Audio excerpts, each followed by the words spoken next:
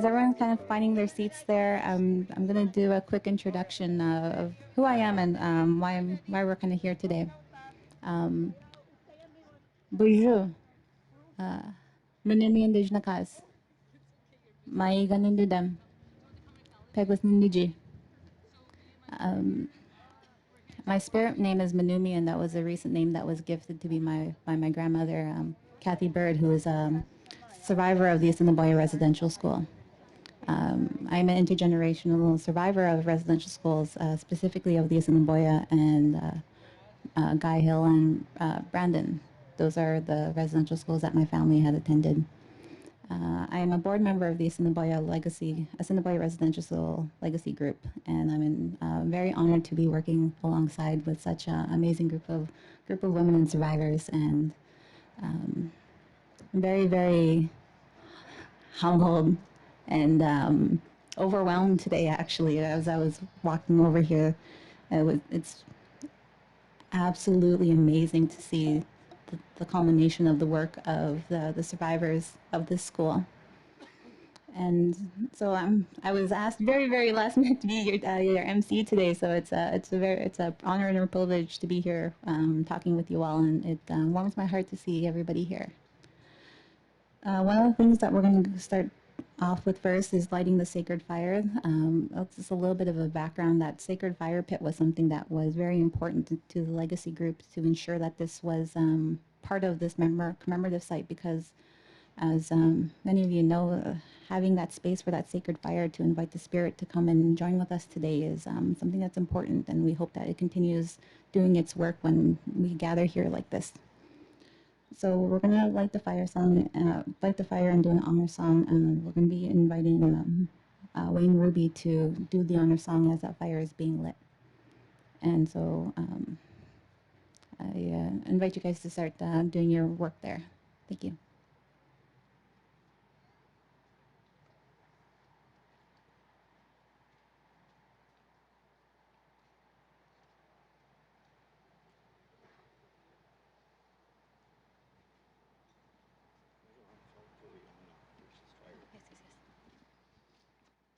Bonjour.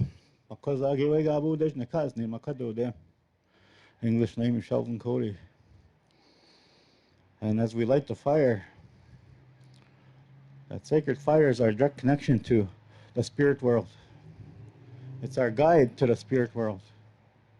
When our loved ones leave this earth and they make their journey, a fire is always lit to help them on their journey to reach Creator's land.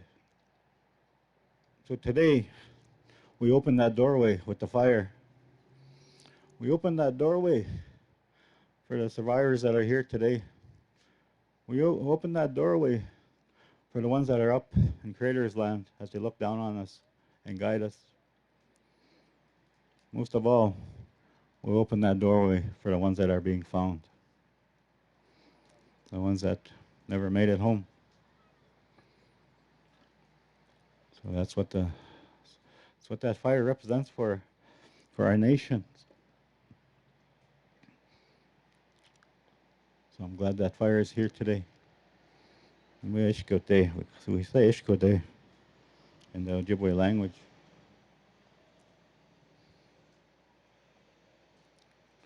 And as the fire is being lit, my brothers will honor that fire with their voices and their drums.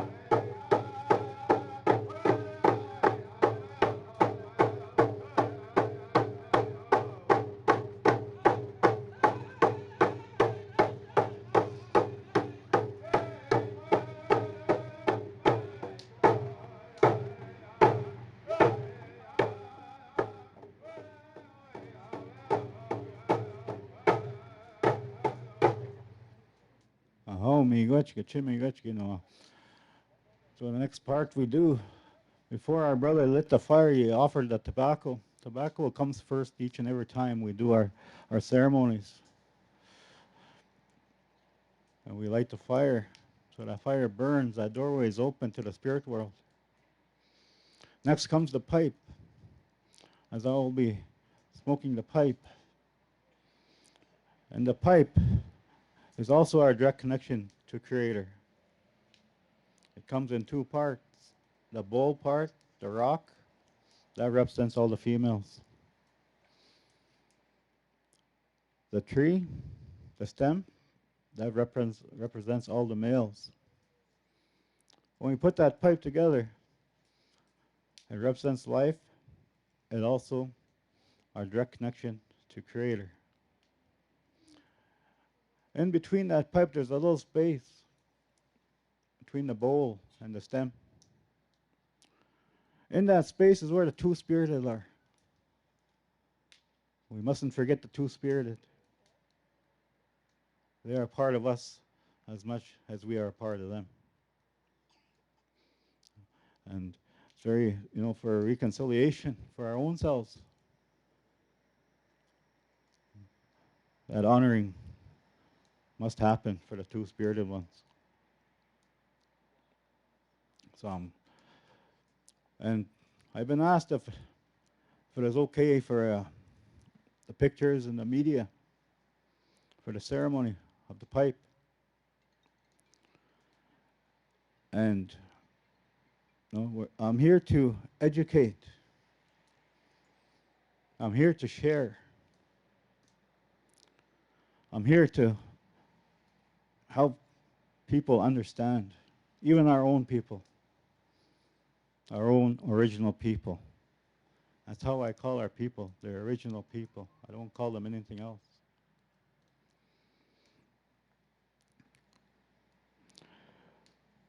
It's a beautiful day. I thank all the elders for being here.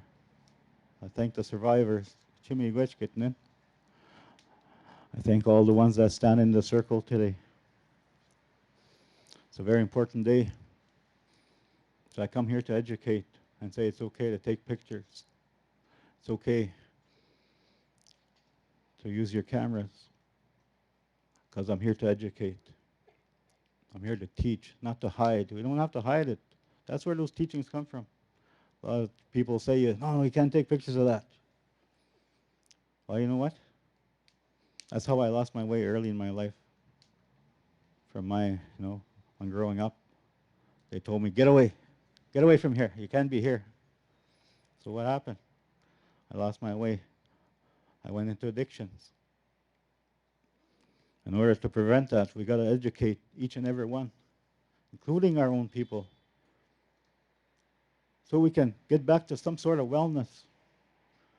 Start healing ourselves, learning what healing means. How do we do it? Who do we see? So we're at a crucial time in our lives.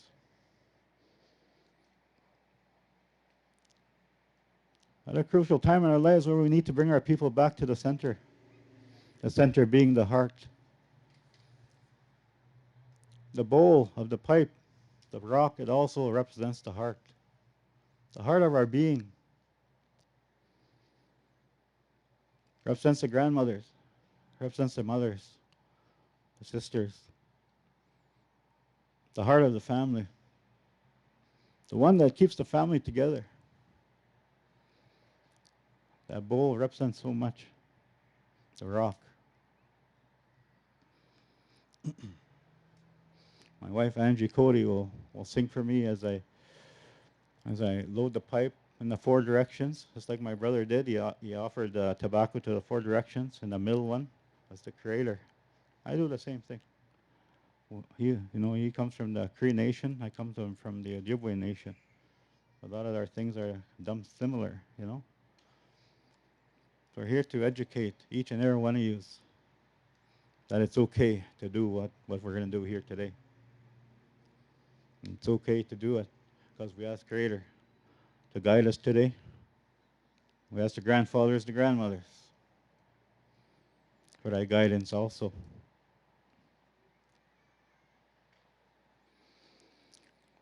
as we open up that doorway to healing our nations. However it is, we gotta heal, but we gotta heal. That's all there is to it. You know, what's done is done already with the residential school. There's no changing that at all. It's done. So we gotta look forward and heal ourselves and heal our nations. That's how we move forward. We heal. We heal that trauma. We heal the rock, the heart. We heal the spirit. And that's our way back to wellness. And this is our way back to the beginning. By the fire, the pipe, the ceremonies. Eventually our language. Me too, my language was taken from me. But today I speak a little bit of it now. So I'm getting it back. I'm getting it to go, a little bit at a time. As our nations, the original people. It's one of the things that we ask to come back is our original tongue, language of the land. So I thank you all for listening. I'm going to go to the pipe now. I'm going to load it. I'm going to smoke it. Thank you all for having that open heart and open mind. And that's how we move forward, with an open heart, with an open mind to all kinds of teachings. I've learned along the way there's no right way or wrong way, as long as we're doing it, as long as we're praying to Creator, and everything will be all right. Oh, miigwech.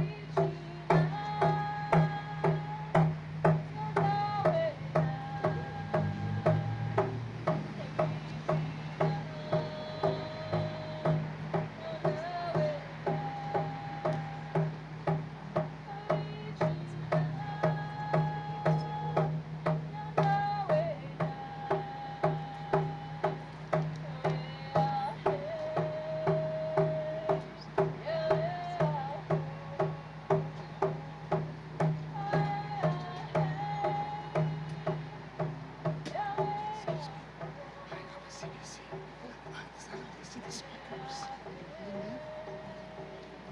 I just want to know if I could take a picture with my phone so I just get the card spell out everyone's names. Sheldon? Just one. Okay, thank you.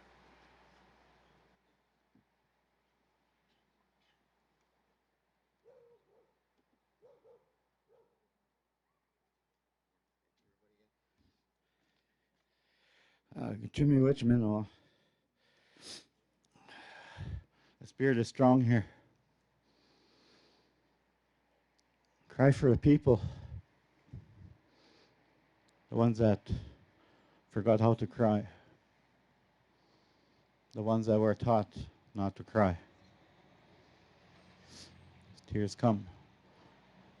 As I mentioned, I'd like to mention my late elder, our late elder, Ted Fontaine. And today, he leaves this behind here for us. He was one of the ones that needed this place here. He made his journey to the spirit world over a year ago. But he had the courage to share his story before he left. He shared it through his book. And he also leaves this behind for the people, the survivors. I thank my wife, Angie Cody. It's very important that we hear the woman's voice. It's very important we hear the women's voice again, not to hold them down, that they stand up with courage and that they be heard. To give us that balance, we walk in life. We remember we're only human beings. We're only here for a short while. So while we're here, we do the best that we can. Do the best that we can in life.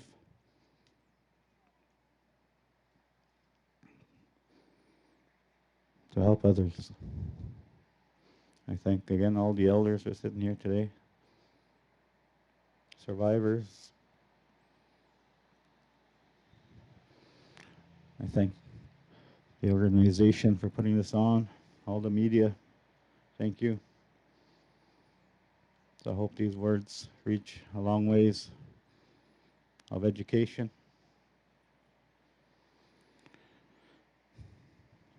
As our original people, we move forward with our healing. Because there's nothing else we can do but move forward and heal ourselves, heal one another. Thank you for listening to me.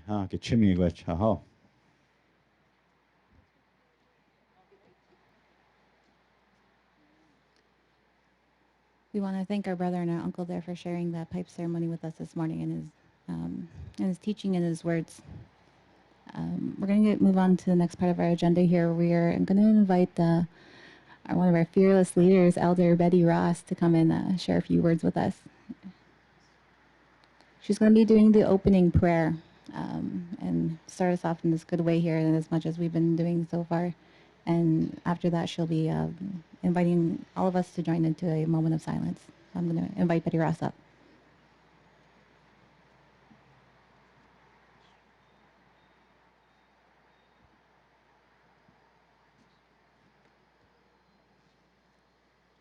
Tansin tu temak. Ta pwede nas kumananus kagitsigisirak. Kapewitsiga pawistawiak. Kumagaita kami kisya kanus ka paskite paniguma. Ntatsimuinan. Ako minagagimas kamak.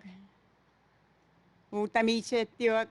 Muna na hospitatay na natit nayawag, ntayawag. Nkiskene mawag. Utama nagakiya kastek manutay Assiniboia Residential School. 1958 is ko 1973 kagi si paski tenegatek. Ako man usumo tagape mamawiyak. Eminenita ko kisa. Ako nga te paskite no ma. Pagutani ka ni mga kiseman tu. Tato pagitatamu ak tato tame ako taskik. Menoya winigise. Nga ininimon. Tananas ko mga kiseman tuan wiskagisigisigag. Good morning, all my relations. I'm so honored to be here today. So honored for each and every one of you present today. Sitting with us, walking with us this special day. And I will open with a sacred prayer in my traditional language for each and every one of us to bless this circle of life. And a lot of our survivors are here with us today. So at this point in time, I ask you all to close your eyes and go deep within the recesses of your being. There you will see an ember of light. Focus on that ember of light and be grateful for who you are, where you are today. Know where you came from. Know why you're here, your purpose in this life, and know where we are going. And I will call upon the Creator, the spiritual grandmothers and grandfathers, to surround us today with their blessings. Ay, kusani, kinanas kumitnan, kiseman to. Mina pego kawaste na mawiyagan uskay gisigisigag. Mina tato tipiskaw, kawaste na mawiyag. Kinanas kumitnan kiseman to. Kinigane ni mitnan, tato e pagitatamuak, tato tameak aski. Kiseman to, anuskay gisigisigag. Kipag-useni mitnan kita pesiosik, kita tuska naganak. Nuguminanak ni musuminanak. Kita pewas kanig apawista ako kanuska gisigisigag. Winawa kita pesa weni miguago. Misi weni mamit tunay chikan nag niyawinag minantat sa ako nag. Awan si meta sugi ka pawiyago taskig. Minay tawastek ni mes kananan. Binayte katitutiak. Kita sa wenita gusti kaya na niwapi ko menanak no si menanak tas ko tapananak. Minagawit sa mo ako kuke kutagiyakin niwak. Pues kisa po ko kita pumuti kiseman to kagige. Kita sagi ituak. Ego kagi usipagit niya ako taski. Kagige ta sagi ituak. Tawitse wituak. Tanisu kamatuak, tas menoya winigis. Ego si pagungagisi menupmatsinan, ego si pagungagisi menoyanan, misi ni mamin tinenitsikan nag nyawinang tatsago nag. Ni ganeni mitakiseman tu, sige magina kahit tuwin, ni na meskanaw, ni na tapwewin, ni na kagigip matsiwin. Awe kusani. Numusumenanak, nugumenanak. Kimusit na newas ka negapawista wiyakan uska gitsigisigak. Maga muna giwapmitnan magang giskenitenan. Ewichigapawista wiyaga sa wenimiyak. Misiweni mamit tunenisigan nag niyawinak minantat sa agunag. Ako kami no utagawas ka negapawista mag sa wenitaman. Kaginaw, michet, ipetagus nag umagagi sapus kage kumagagi kanaweni mi gawiya gagi kakot tagi gawiya manay skulik mitset tuwaski awan musun pe mama winan kiseman tu peni kanene mag wina tino nugo menanak ni musu menanak kita saweni miyak misiwe kinanas kumitnan kimamitsi mitnan kita wagagi kita waste ni mes kananan Mina kagi kita waste kita guys siyak. Awas sime kita sagi ako pimapi ko menanak no sime nanang tans ko tapananak kay siya wigo aki semanto. Sige mamuna ninan te peniten an ke gon mutaski. Wina gseman tu ka gi usigu aga gi paget ni guagu taski. Agwane ni ganene manan. Kita saweni takus kage na we ku taka pit kage na we ku taka kani po itanus kage chiki sigag. Ego sani gseman tu. Kinanas kumitnan, kikisteni mitnan, kiniganeni mitnan, kisagitnan. Kusani no kuminanak ni musu kuminanak, kinanas kumitnan, kimamitsi mitnan, kiniganeni mitnan, kisagitnan, kagige, mina kagige. Amen. Awape kaya pitama, kikapatapis kwena na watsino, kita kiskisiag, kagi nakatikuago kanuts, umagagitsigisiag. We will bow in silence in remembrance of the ones that left us for one special moment. So be with us.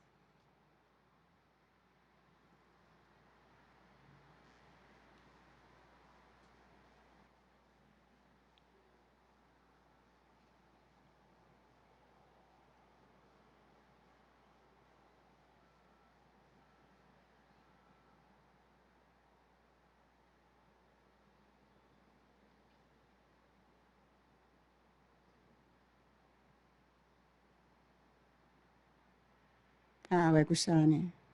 Tapos ginanas ko na anus kagi sigisigag. Nanas ko man. Thank you very much.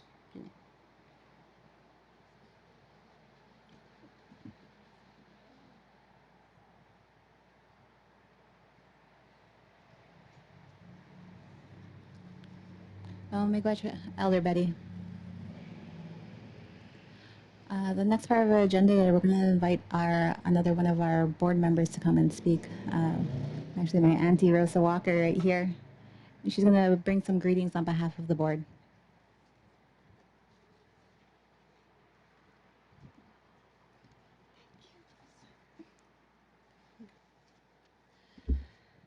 Thank you, Melissa. And I'm her real auntie. It's not the, not the traditional one. And we're very proud of Melissa. She's the lawyer in the family. So welcome, everyone. I see members of parliament, members of the Legislative Assembly, honorable ministers, Mayor Bowman, Councillor Scott Gillingham. I see Avi Khan. I'm very proud to have you all here and to see the fruits of our labor. All the board members that have been working on this. This idea came to Ted Fontaine in 2012. He started working on this as an idea and started recruiting people to fulfill his vision. And everybody that he invited along the way became committed to making this work.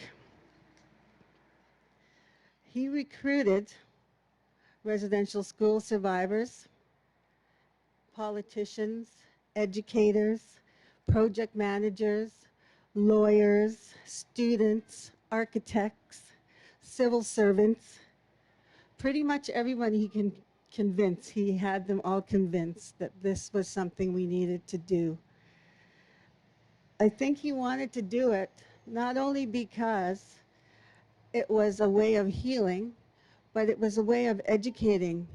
It's a way of sharing not only what residential school survivors had to overcome, but it was also a way to show and demonstrate how these people overcome their experiences while in the school. I want to acknowledge the board and name them. You've met a few of them. You've met our Elder Betty Ross, who has been an inspiration to us all. So inspirational. During the pandemic when we had to have our meetings, she took to Zoom like I couldn't even believe it. Better than me. I want to honor Carrie Perio, another one of our survivors. She's sitting right there. Carrie has overcome some illnesses, but still she's on that Zoom at every opportunity. Thank you, Carrie. Mabel, I think she's not with us. She's another one of our survivors. And of course, Ted Fontaine. Um, David Rundle, I saw him somewhere, another survivor of this school, and who as well has been an inspiration. Other board members include Tori Kipling, Ruth Wircher, Alyssa Bird, Tricia Chestnut, Andrew Wolford. I have to tell you a little bit, just short, brief moment to tell you a little bit about Andrew. Andrew has become the jack of all trades. He is a professor at the University of Manitoba, and now I think he's the head of a department. I don't know which one, but he has become our accountant, our proposal writer, our application writer, our reporting. He meets all the reporting requirements for our funding. So where is Andrew? There he is. He has been amazing. I think the spirit of Ted Fontaine is driving him. You know, Ted was the spark and Andrew's the flame. He really, really took off. And this wouldn't have happened without him. I have a lot of other people to thank, so please bear with me. We have ex officio members, volunteers, project managers. I want to specifically acknowledge Herb Enns and his partner there, Darian McKinney. Herb, I first met Herb when he started showing me his drawings and the concept that he had for this, and I was blown away.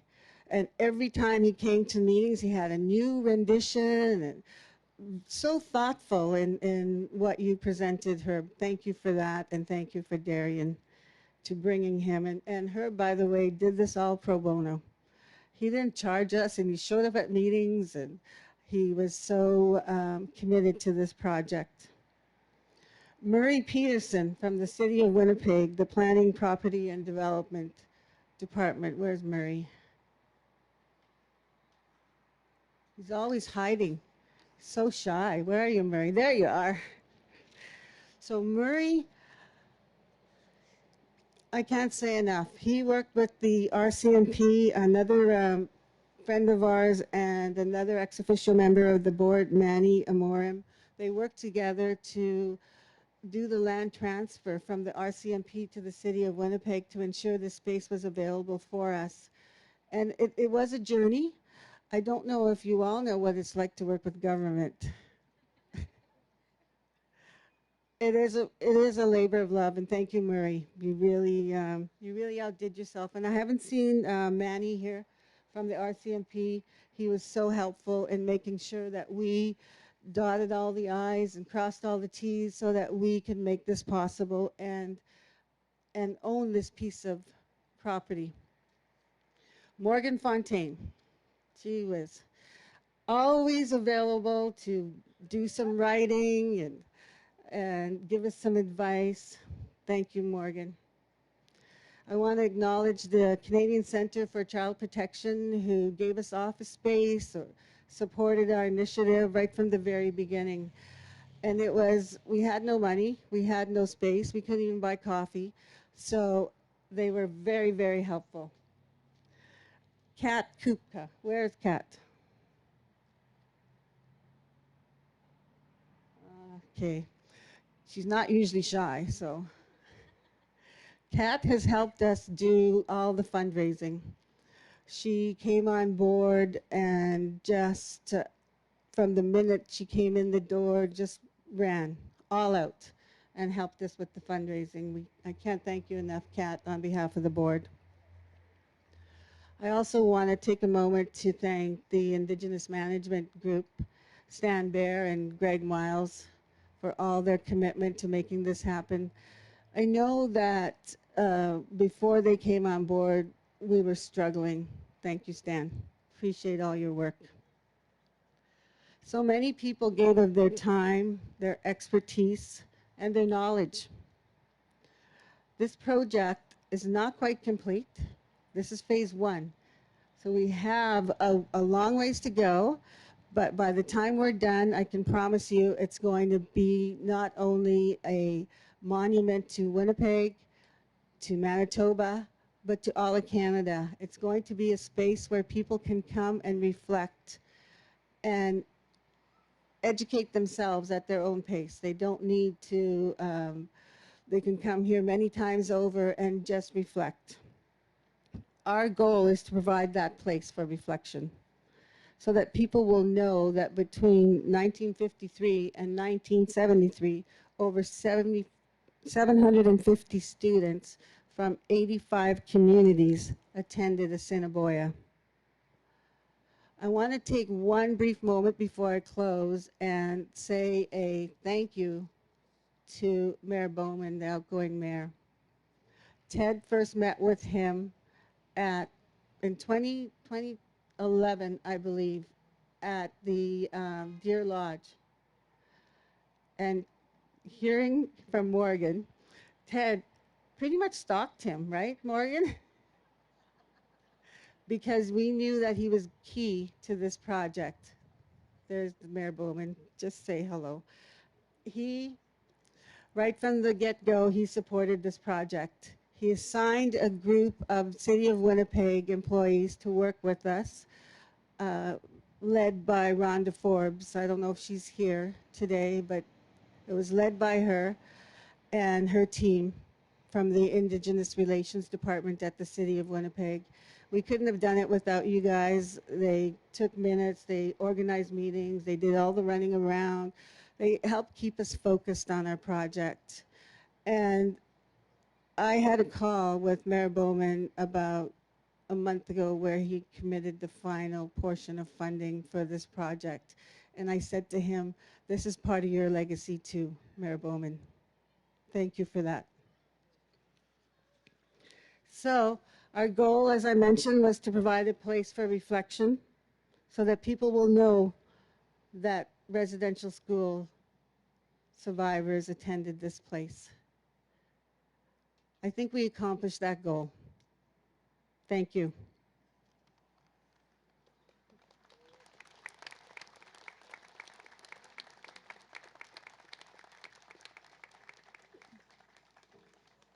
Thank you, Auntie Rosa.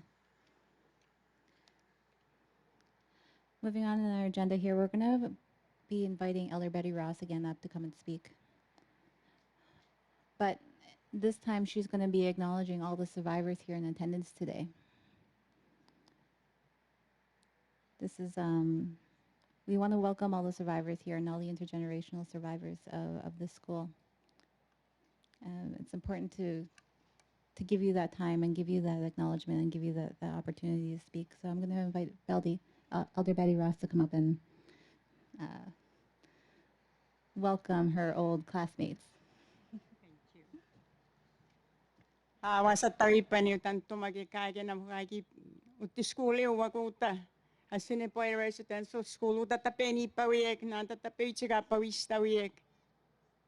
At this time, I want to call upon all the residential school survivors of Assiniboia Residential School to come and stand here or over here so that the people can see our resilience of who we are today, that we are still here. We are still here today. And that is such an honor from the depths of our being to be able to be present here today. So please, come one and all. I see, yes.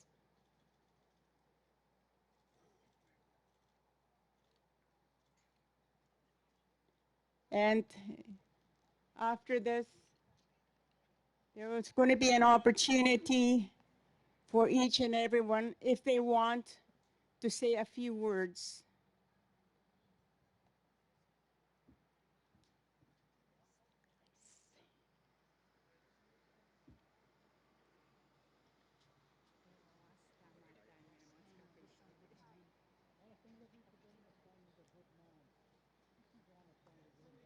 I didn't realize there were so many of us that are here today. I am so honored to be able to see these beautiful people, my colleagues.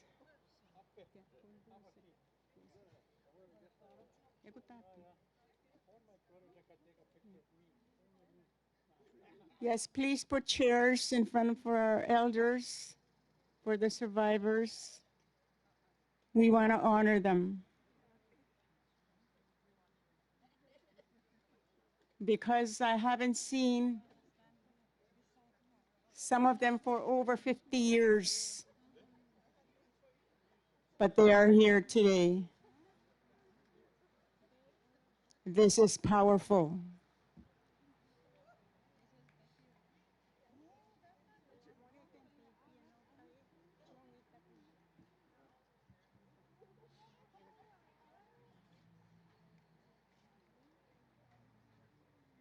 Yes, it would be so appropriate to bring more chairs because I don't think we really want our survivors to stand up but to sit in front of the circle, in front of the sacred fire. And then you'll have the opportunity to take pictures, memorable pictures, photos. Dave, sit.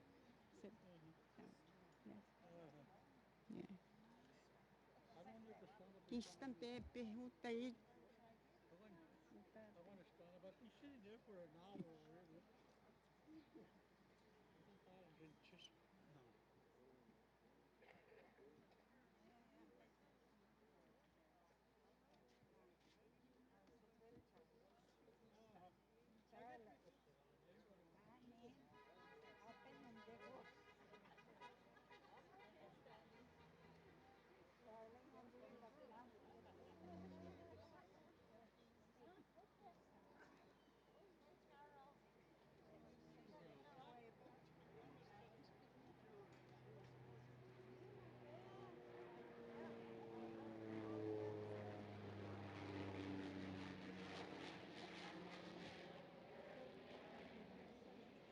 Wow.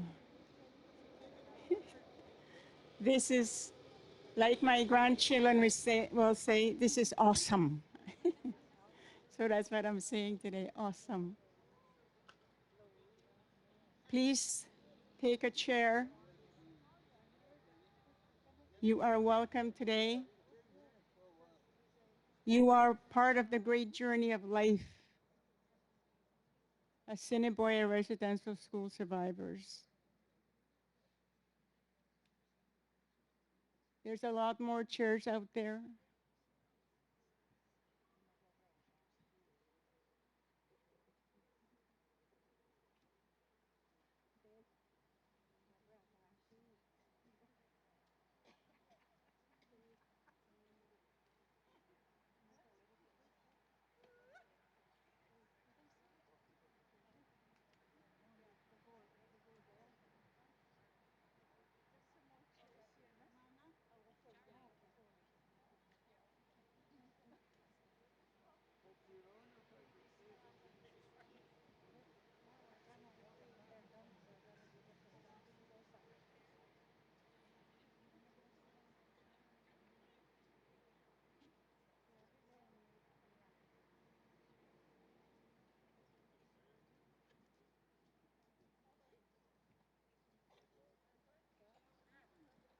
So today, ladies and gentlemen, you see before us beautiful Assiniboia Residential School survivors that are here with us with honor and respect. And now that you have the opportunity to take lasting photos. And I think now it's time to open. Anybody wants to come and say a few words, please do. If you want to share a few words.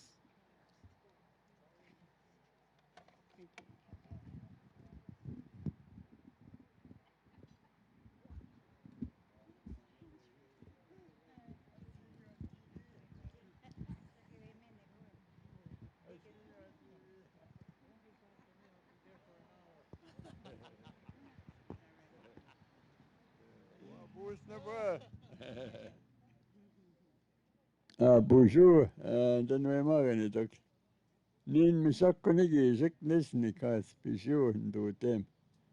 Miguecho, Chinaba, Pio Minagoke, Umagagi, Kinamago, Engama, Umagagi, Atomanoingama, Agi Kenda Swingego, Ikinamago Mingego, Migueche and the Nandam.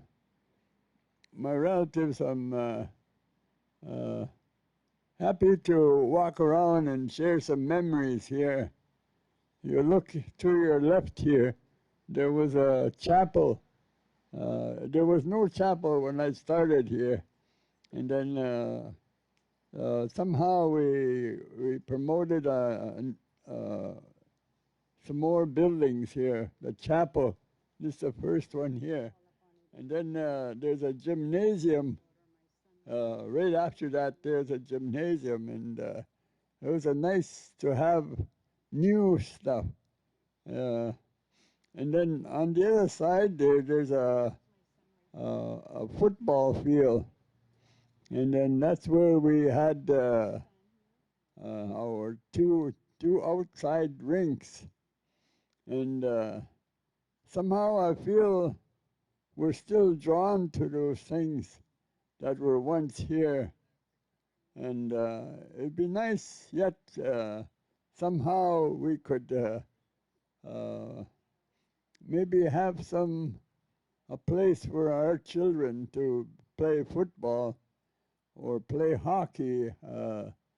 So somehow I'd like to have us heard that we might have more places for our youth, so they could follow in our footsteps.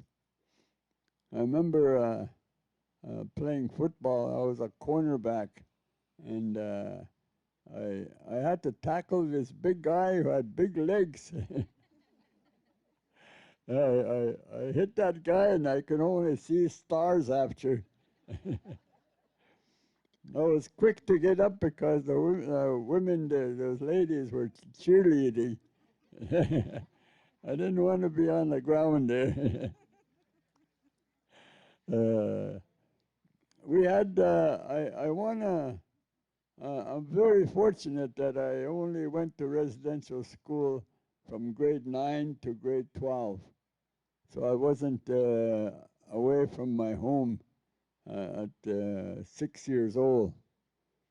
And the abuse that some of my colleagues, I heard what they said to me, and I didn't have quite the same experience as some of our relatives here, my friends. I wanted to say, for the education that we got, somehow I got fortunate to travel the world. I went to Scandinavia. I went to England and Germany, Holland. Those are some of the places that I went.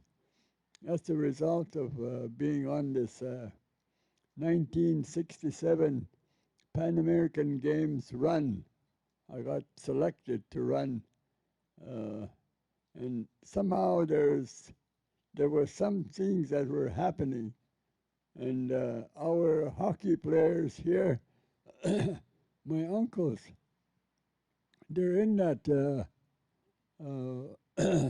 Manitoba Hockey Hall of Fame, and the supervisors and our classmates there, they were good hockey players. I think they took the championship a couple of years in a row there.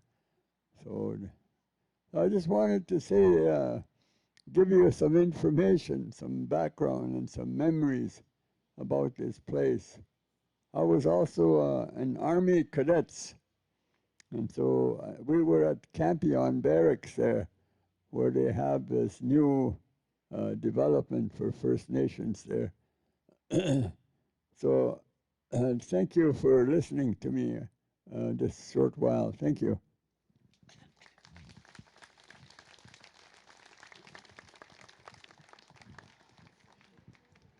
Gusani, tapi kimenot Simon.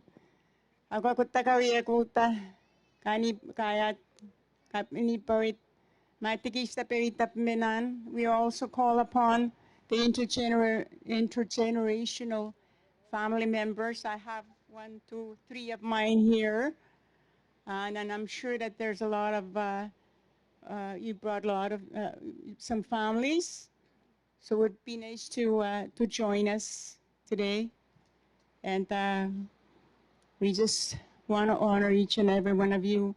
And anybody that wants to say a few words, please.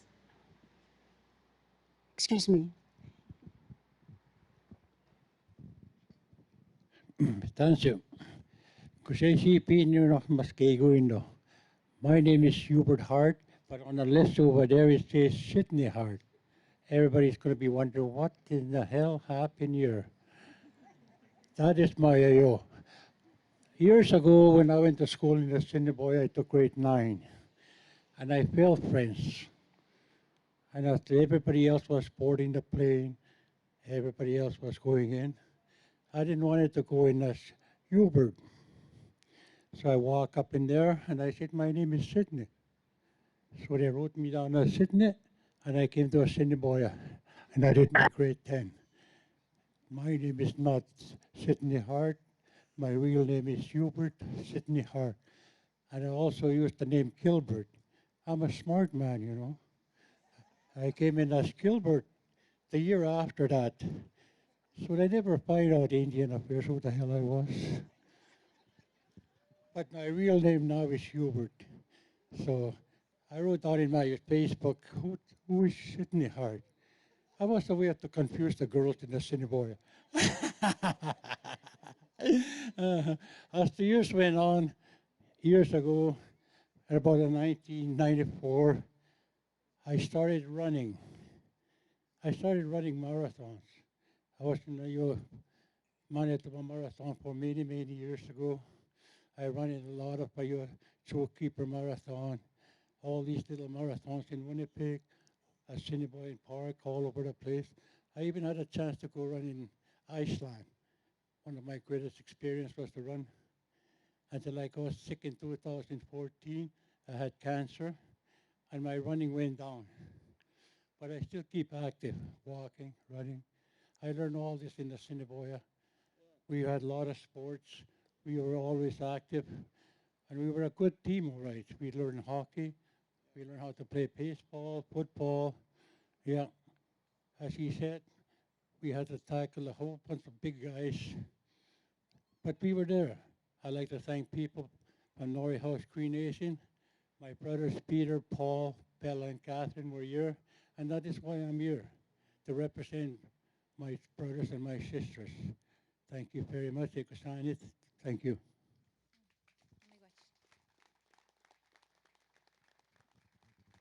Hey, Gusani Hubert.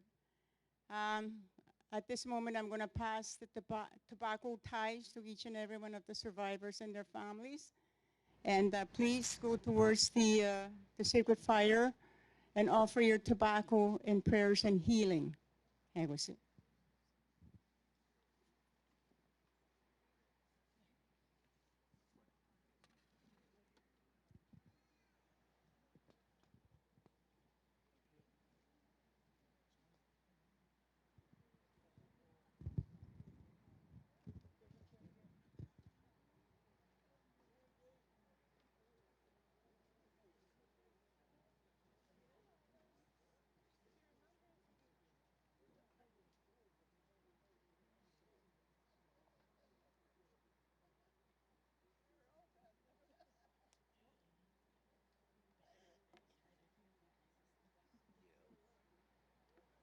Look at her. She's over there.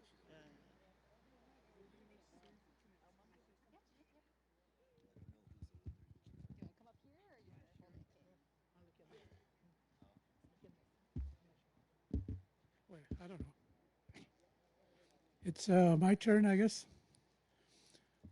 I just want to acknowledge the people that spoke earlier to talk about this monument that's taking place, and it's appropriate, I think.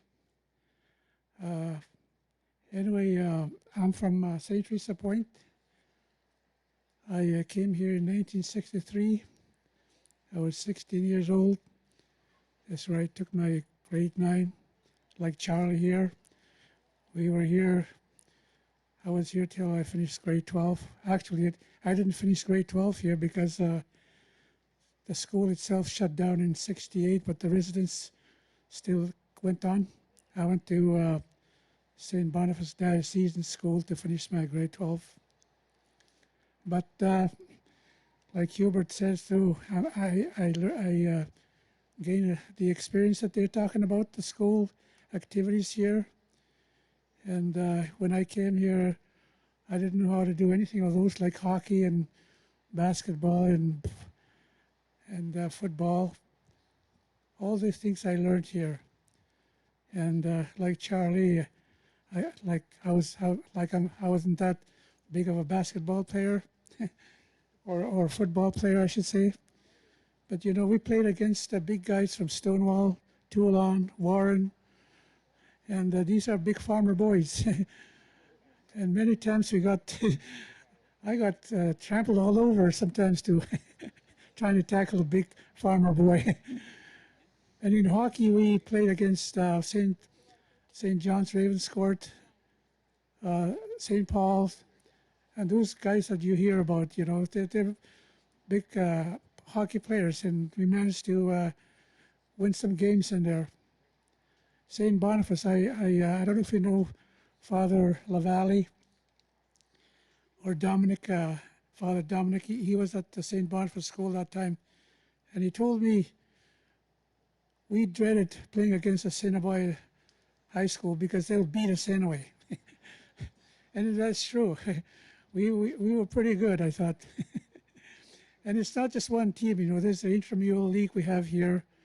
Pretty well all the boys played hockey here, I think, which is a good thing. But anyway, what I want to stress is that, you know, whenever you read about residential schools, that is true to a large extent right across the country here. But I just want to relay my experience here, that whatever I received from this school was positive. I don't ever recall receiving anything bad. I didn't experience any bad exposure here. All I can think of is I was trained to come here, to go to school, learn academics, and to learn how a way of life. I wasn't mistreated in any way, as far as I can tell. We had good supervisors, we had good principals and whatnot. I didn't feel that I was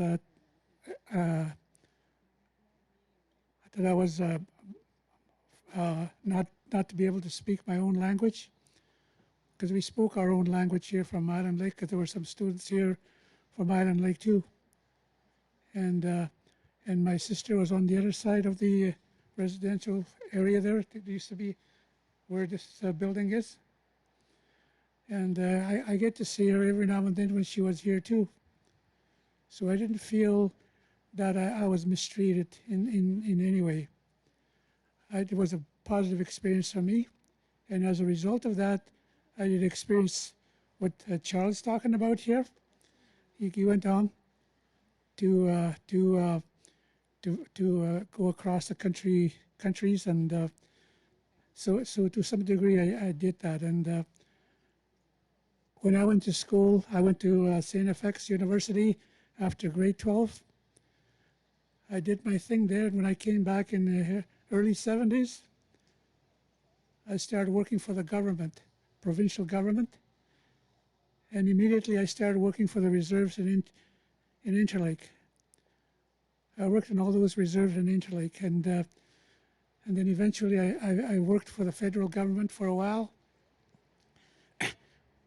And again, here I was transferred to Brandon, and here I was assigned to work with the reserves in that area, West Region Reserves, and also Dakota Ojibwe Reserves. That was my line of work when I was working for the governments. After that, in the early 80s, I started working for Dakota Ojibwe Tribal Council. That was the only tribal council at that time. And eventually, in 1982, 1984, I started working for my tribal council in Island Lake, which is called Island Lake Tribal Council, till last December when I resigned from work. I worked for First Nation, and that was the goal that I want to express to you that I had, that I wanted to work for my First Nations, to help people, our own people. And right from 72, 73, that's what I achieved by going through this school here. I always had this belief that I was going to work, that was my goal, to work with First Nations, and I accomplished that, I think. And I'm grateful that I was able to be given that opportunity. And of course, there are numerous people, lots of people that I went to school with here and known. And I just want to make mention the person that really, really inspired me in a lot of things, even right up to the day before he passed away, and that's Ted Fontaine. He's been a good friend of mine, an advisor as well. Went for coffee, you name it, we've done that. I also want to acknowledge Danny Highway. I don't know if he's here. About a month ago, we came here, him and I, because we heard that there was going to be a monument here set up. We walked all around here. We couldn't see anything.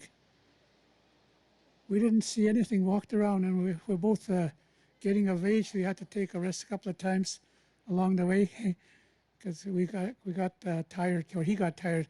I shouldn't say I got tired.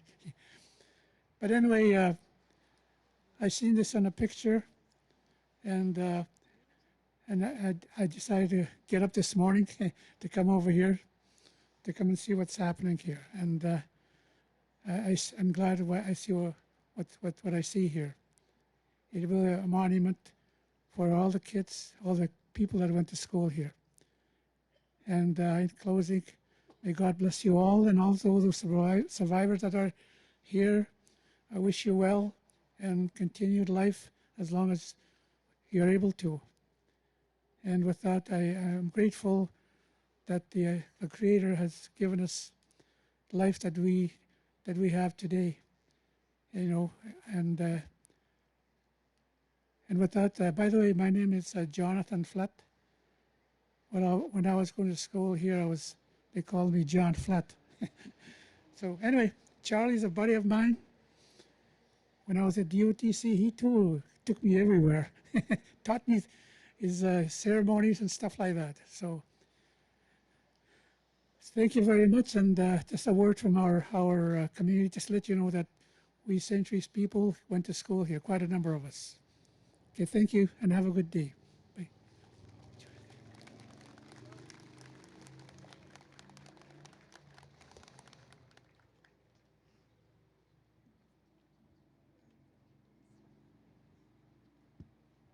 I just start?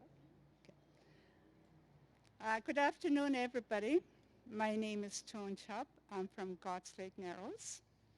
I traveled all over it, like back home, they only had grade 8. And then I went to Cross Lake first. And then my mom and dad wanted me to stay at day school back home. So I did that, and then I traveled to Pine Creek for grade 9. And then when we graduated, I came to Assiniboia High for one year, grade 10. And that's when the Mounties wanted to buy these buildings. And then everybody was told, we were told, that we have to transfer to either private schools or public schools. So my guidance counselor, since you have high grades, you go to, I'm going to send you to St. Charles Academy. That's where I graduated from grade 12. And I was the speaker of the graduation. Not that I'm too smart. So maybe they felt sorry for me. So from traveling. So anyways, my brother was my support worker. He just died 2 years ago. He was 92 years old. And then and then I wanted to, he asked me, what do you want to go? I want to be a stewardess. I was only not even 21. The legal age, was, 21 years old. And I had a supervisor named Miss McManus, and my brother took me there and said, she wants to be a stewardess, and she cannot make up my mind. I couldn't make up my mind to be a stewardess or a nurse. So my brother told my parents, and then I went for an interview at Air Canada. I got it, and I was supposed to go to Montreal for 6 weeks, and then but my parents had to sign the papers, so my brother took them, and then he came back, and he said, "Mom and Dad said no, since I'm not of legal age," and then I took nursing. I took nursing 1975 at the School of Nursing at St. Boniface Hospital. And then I worked all over the place. This last place I worked at 601 Aikens. And I really liked it there because there's a lot of Aboriginal people, but I did Afghanistan people coming, I did that too. And then I worked for 34 years. And like healthcare, and then I decide, and then what did I say?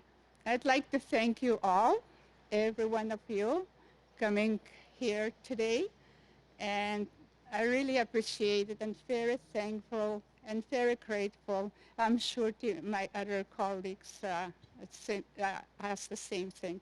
Anyways, and all the book that Ted Fontaine wrote, I have 3 of them at my place, and then I appreciate it, and God bless you. Thank you for listening. Thank you.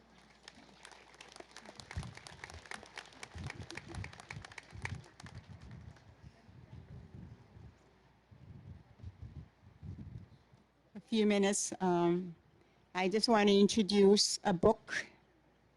Our book is called Did You See Us? In the background, you can see Assiniboia Residential School. And this book won 2 awards. Some of our residential school survivors had their stories here. So I just wanted to, that is one of our legacies that we've left for generations to come. So at this time, I'm going to leave the mic open for someone else if they want to say a few words. Hey there. My name is Vienne, and Betty is my birth mother. I identify as Two-Spirit, Cree, Indigenous. So actually, I live in England now, so I just flew in last night, so I'm a bit tired. But yes, it's amazing that hearing Betty's story, I first met her 20 years ago through a repatriation program. And yeah, I went through life thinking I was adopted legally. And only 5 years ago, I found out that I was part of the 60 Scoop, which I didn't even hear about. I didn't even think it was a thing. And this past summer, I actually got to visit our reservation, which is amazing. So I'm a bit emotional, but I'm so pleased to be here.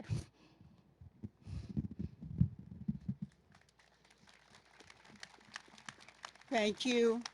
Um, she's a 60 scoop survivor. We found each other thanks to the repatriation program many years ago. We found each other, looking for each other for many, many years, since 1972. And we had the opportunity to connect in 2001, a beautiful celebration of life. I am so honored to be able to find her, and that she's one beautiful young lady that's from United Kingdom. And now I think I want my son to say a few words. Just a few words. Introduce yourself. Hello, my name is Clark. I just like to thank everybody for being here. It says a lot about who you are as people. Thanks for your care and your support, listening to the stories. Yeah, just want to say thank you. Thank you. So at this point, is there anybody else that wants to come and say a few words, or you can just pass the mic? Because it's crucial that you say a few words, because there's so much deep within the recesses of our beings. I know that. And it's a healing when you share from the depths of your heart. So we have this opportunity to do that today. We're not pushing anything like that, but if you want to come up here, or we can pass the microphone to you. Ebusani. Somebody's coming up. Thank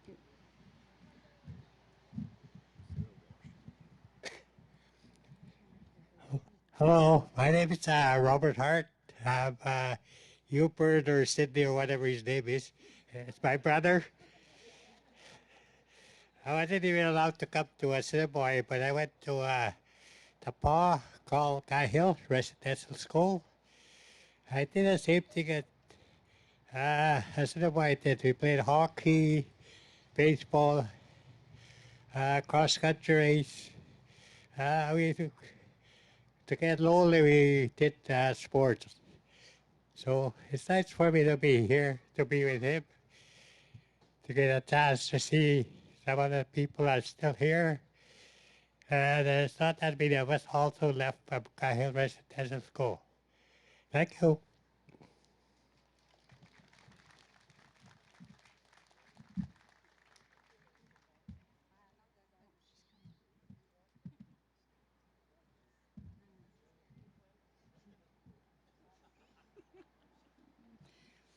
Anin, bonjour. J'acho que je connais quand je ne case também do tempo. Mas cosi ping donji. Welcome everybody. My spirit name is Blue Sky Eagle Woman, and I'm from the Sturgeon clan. I'm from Blood Vein River. And the name I was given when I was born is Martina. I just want to also mention that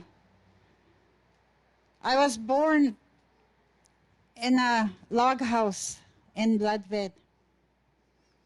I always heard my mom say that I was born there.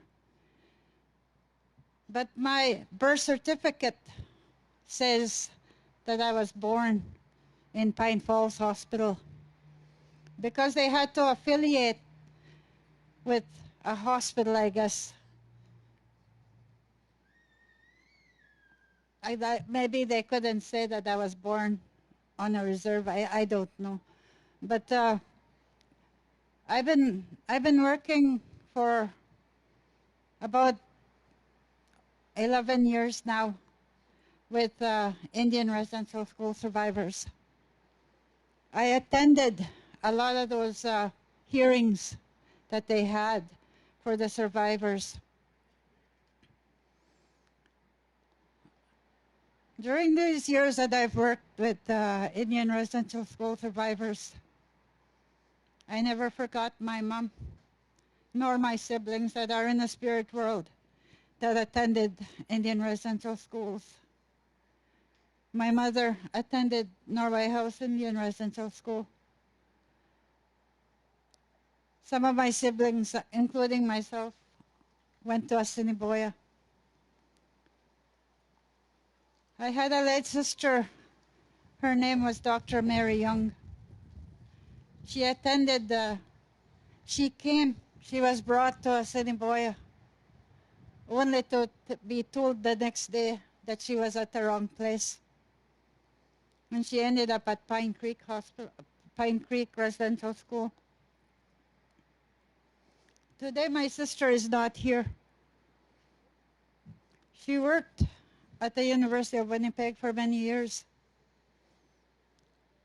When the truth came out about Indian Residential School, my sister could not handle it, could not cope.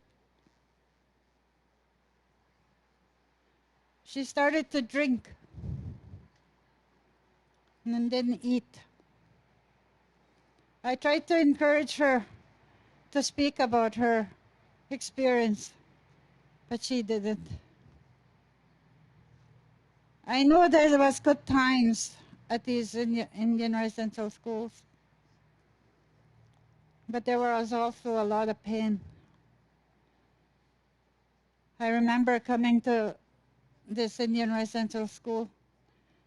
I remember being so lonely, and there was no way to communicate with my mom and dad because there was no phones, nothing. I wrote letters, but I don't remember if I ever received any letters back. I wanted to share that because when the moment of silence, I thought about my siblings that went to school here, and I thought about my mother. The one effect that I had to live and endure is that my mother didn't know how to say I love you to us. I remember when I was a child how I wanted my mom to hug me when I needed a hug, but she couldn't. And she used to cut our hair the way they cut their hair at Indian Residential School.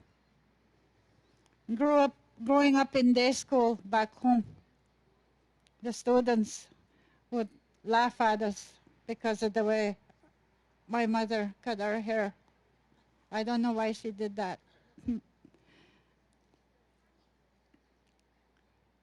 My mother, I loved her so much. My oldest brother, Albert,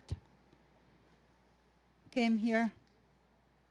My sister Lillian, she's still living. She's back home. She's 81 years old. She came here a few times to the gatherings. But even though we experienced good and bad things at these Indian residential schools, it made us a lot stronger as a Anishinaabe people. Now, today I go and do speeches at different places to talk about the effects of Indian residential schools. I didn't even know how to parent because a lot of these students that went to Indian residential schools, they were not shown love. They were not nurtured. I'm happy that the boys, had an opportunity to have sports, but I don't even remember what we had as girls, except that we probably cheered them on. But I just wanted to say a few words. Chimigwech. Hi, hi.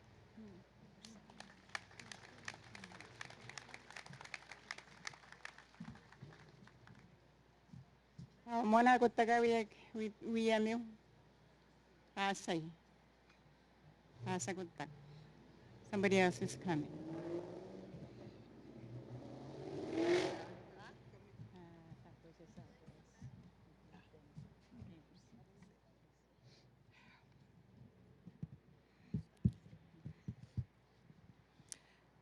Good afternoon, everyone.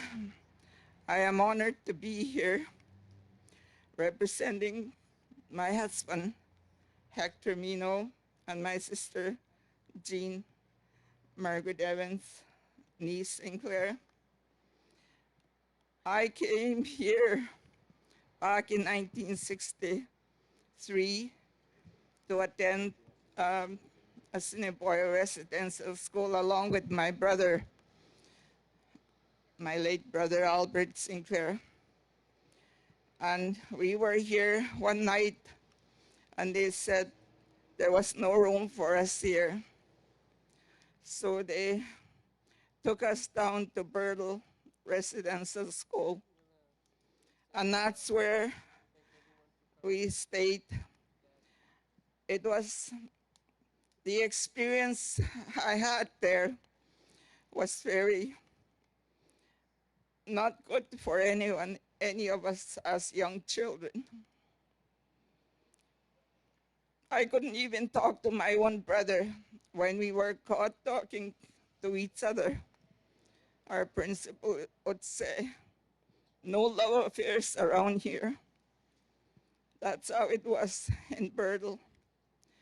But I am also here to represent my late sister, Muriel Sinclair Capo, and my late sister-in-law, Elizabeth Hart Mino, and my cousin, Irene Cook Nee Trout, and the Robinson, my Robinson family, Jen Robinson, and all the Robinsons. There was a lot of students from Cross Lake that went to school here, and there was a lot of us that went to Burdle. But I thank the Lord, we're still here. I can see all of you, the expression on your faces that you had a hard time during your stay at residential schools. But I am very honored to be here to represent my husband, as my husband is now not well. He used to play hockey here and football, and he was a cadet. They used to run around here practicing all over the city, I guess, and they used to go on, he said he used to go and work for old people, shoveling snow and that. So I am happy to be here. There was 9 of us in a family, 5 women, 4 men. And my sister Jean, she's sitting right here. There's only 2 of us left and 2 of my brothers. I had lost 3 of my sisters within 15 months. My oldest brother, and they all went to residential school. We all went, all 9 of us went. One of my brother went to Norrie House Residential School. His name is John Albert Sinclair. He was badly mistreated, and he's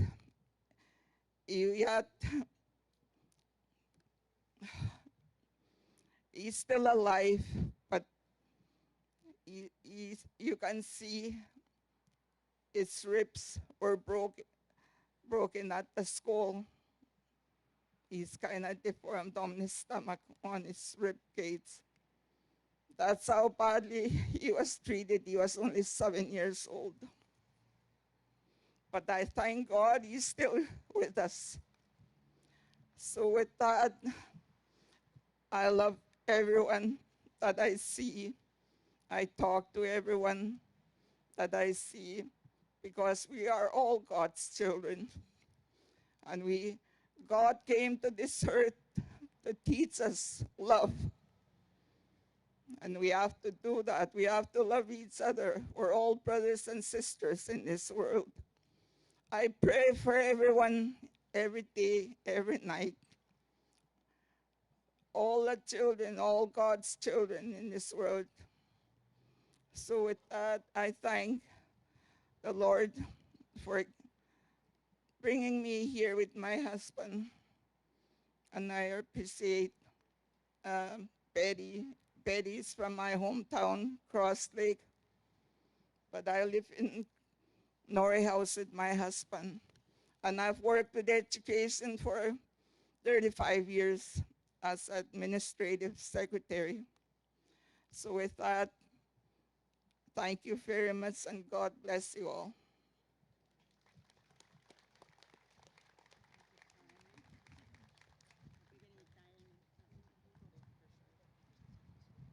So a younger generation is here to share.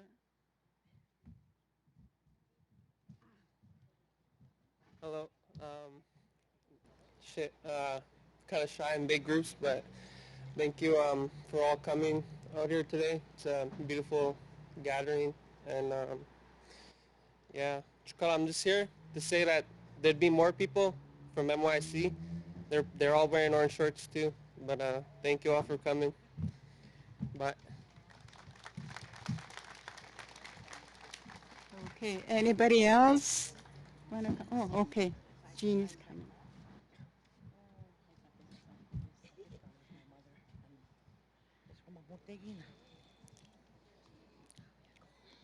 Hello, everyone. I'm happy to be here where I went to school. I was here in 1960 to 62. My sister was here with me. She passed some years ago, and I'm honored to be here to represent her. I'd like to thank you all for coming, and God bless you all. Thank you.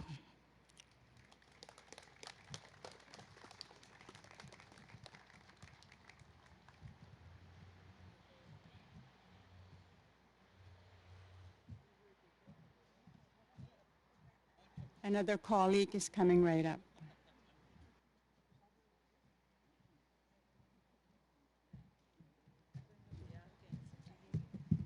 Hello, ladies and gentlemen.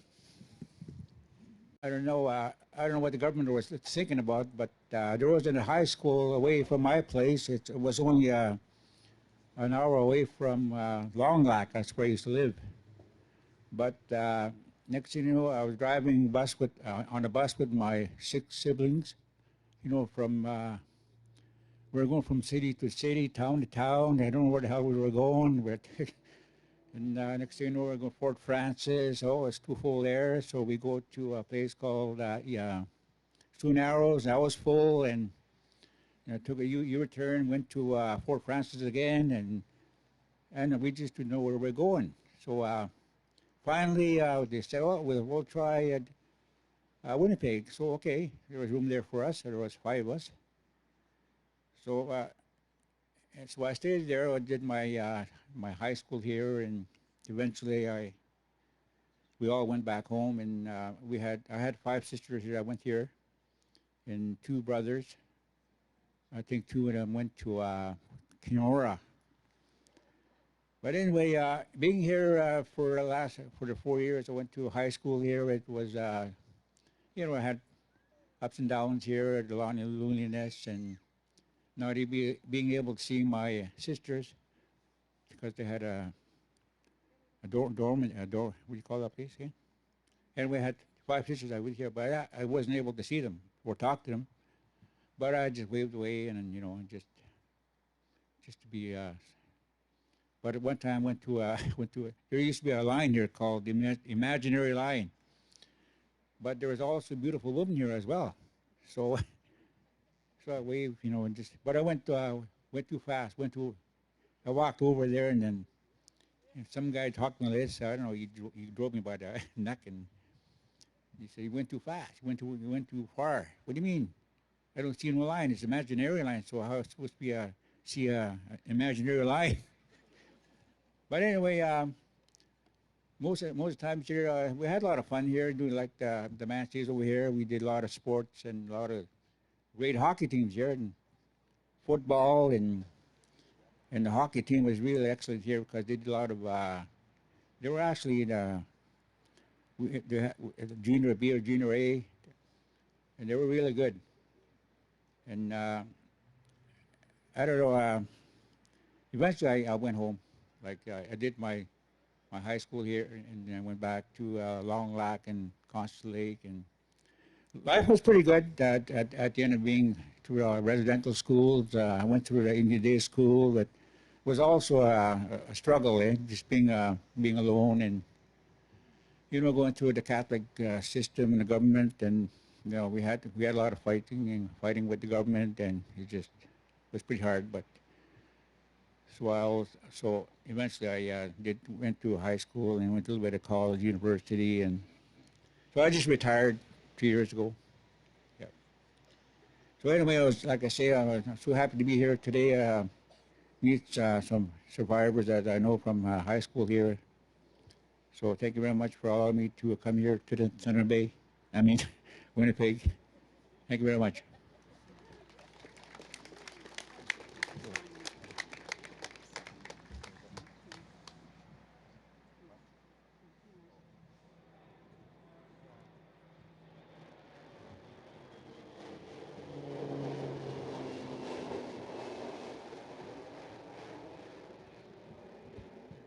Bonjour.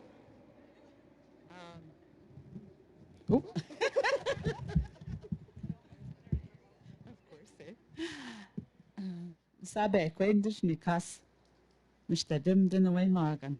Wannapigalzi being doji. Carol, my name is Carol. I'm from Hollwater. It's also called Whole River. I was walking around looking at names, and I was looking for mine. It's not there. And I figured it's not there because I left six months after I came to the residential school here. I left because I didn't feel safe. I was not safe. I learned not to go into the principal's office alone.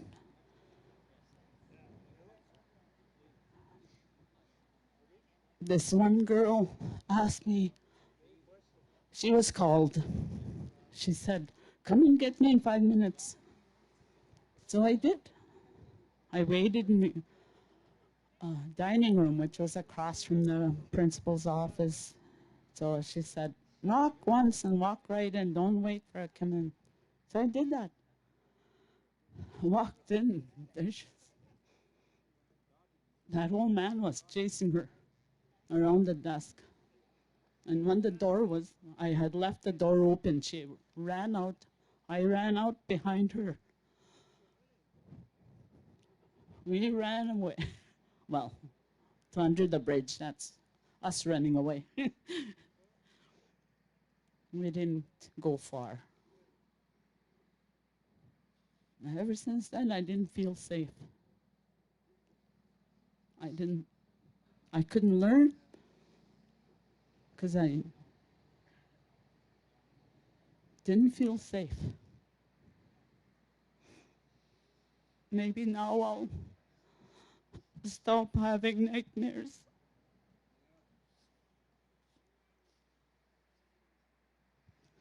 I always dream. My dream is always the same. I get to the door and the floor opens up and I fall. Long black hole. I can't get out.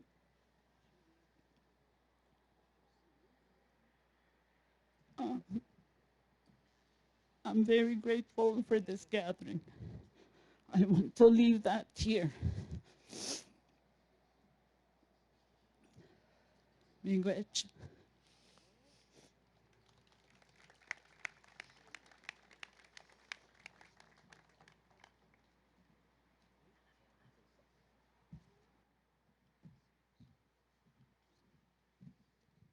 Hello, my name is Rudy Okamau. I work here in school division number 1 as a language teacher and a Cree language teacher. And I went to residential school here in 1969, and then I have my sibling going to residential school too. So what I want to do today, for maybe it can help me out, you know, having a birthday is such a beautiful birthday. Us residential school survivor never heard that song, Happy Birthday to You. Would you sing happy birthday to us? Would you help us? We missed that, to sing that happy birthday to you. All right, on your mark, get set.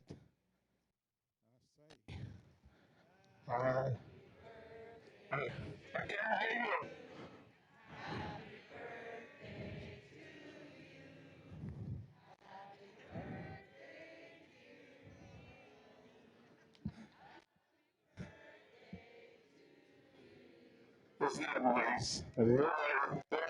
Thank you very much.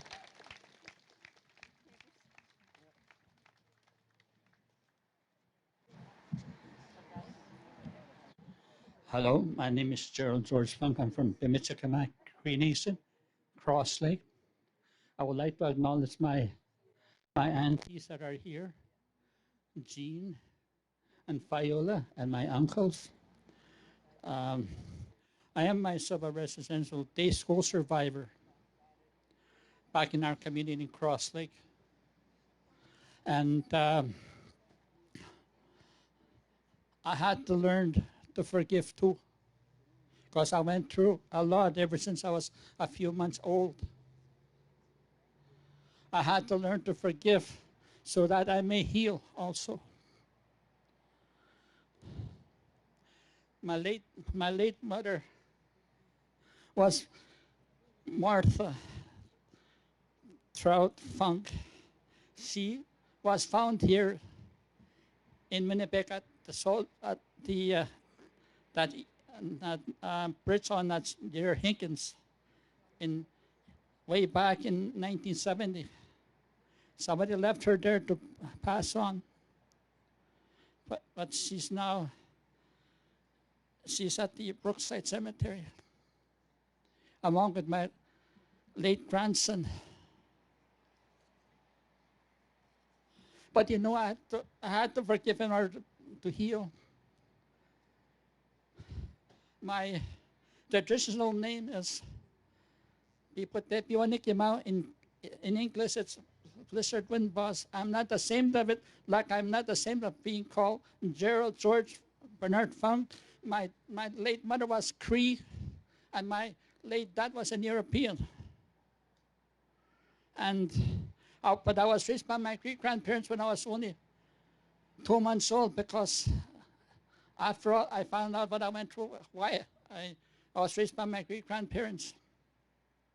People, in order to heal, we must learn to forgive and move on. That's what my grandparents taught me, is to love and to forgive and move on. Way back, I only went up to grade 6 around in 1977. But when I came to Winnipeg, I have about 9 certificates from colleges and a grade 12. Because my grandpa told me, no sister, if you kisita kita school yun, and I did that. Finish your graduation. My late grandparents were Virginia and Moses Trout. And they taught me a lot of stuff in my life. That's why I'm here today. And I hope one day I go home back to my community where I was raised, because they helped me with my education and they raised me. I hope one day I can go back and work with them and be with them. I'm still young. I'm only 62 years old. I'll be 63 next month on October 5. And you politicians that are here today, if you want to get in, stand with us.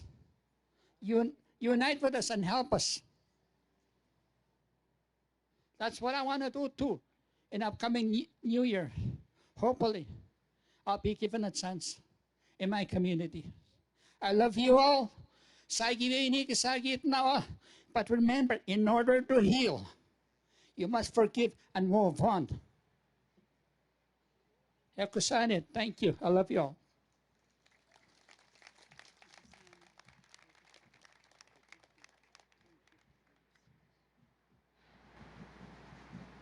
Okay, if anybody else wants to say a few words, please just come up or we can pass the microphone to you. Okay, here's one. My name is Geraldine. My mom was the late Georgina Okama. She passed away in April of 2013. Really means a lot for me to be here today, as I miss my mom a lot, and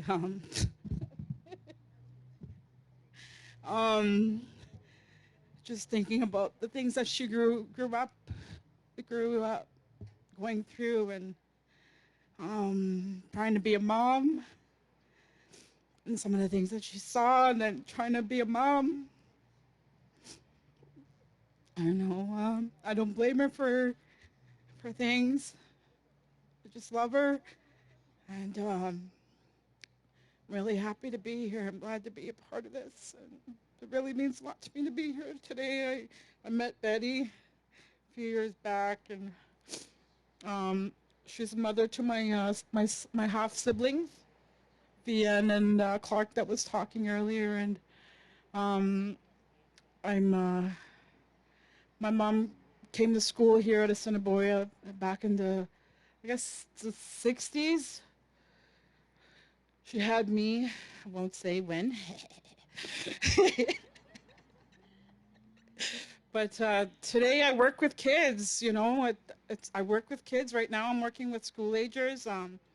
I started out in the field. I was a young mom too, and I figured I'd go to school to help try to learn how to look after these kids. So I had 5 of my own, and now I work in daycare. I've been working in the field for 26 years, and I went to school. It took me 12 years to finish a 2-year program because it was hard to learn how to work and how to deal with my traumas and how to raise kids at the same time. And when Mom passed in 2008, I graduated in 2008, that July. And I remember I graduated in that June. She passed away in April, but she said, it took you a long time, but you did it. So when I got my diploma in that July, I remembered her words, and I still think about my mom a lot. And I'm just, it's really great to see all the survivors today, and I'm sure all of us kids and the grandkids and great-grandkids are, you know, I'll think about our loved ones, and so yeah, just thanks for the opportunity to say something, and thanks for the invite, Betty. Thank you. I go sign it, Geraldine. Somebody wants to use it up there.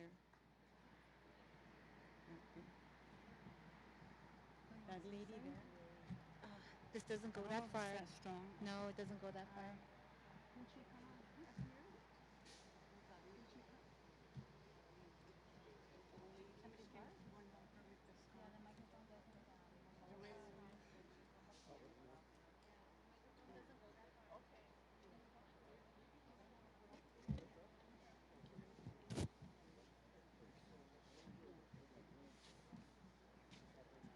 Just give us a few minutes, and elders coming up.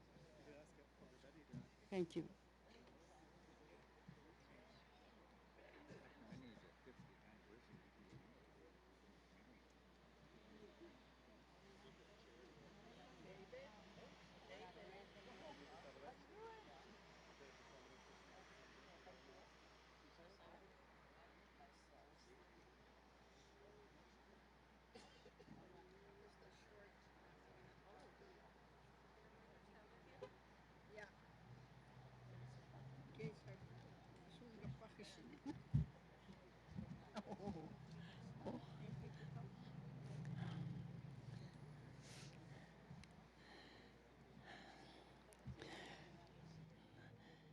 Tanse, Dorothy Ann Creighton Tisinikasun. Maga Dorothy Ann James Nisinikasun. Amwe na Pemian.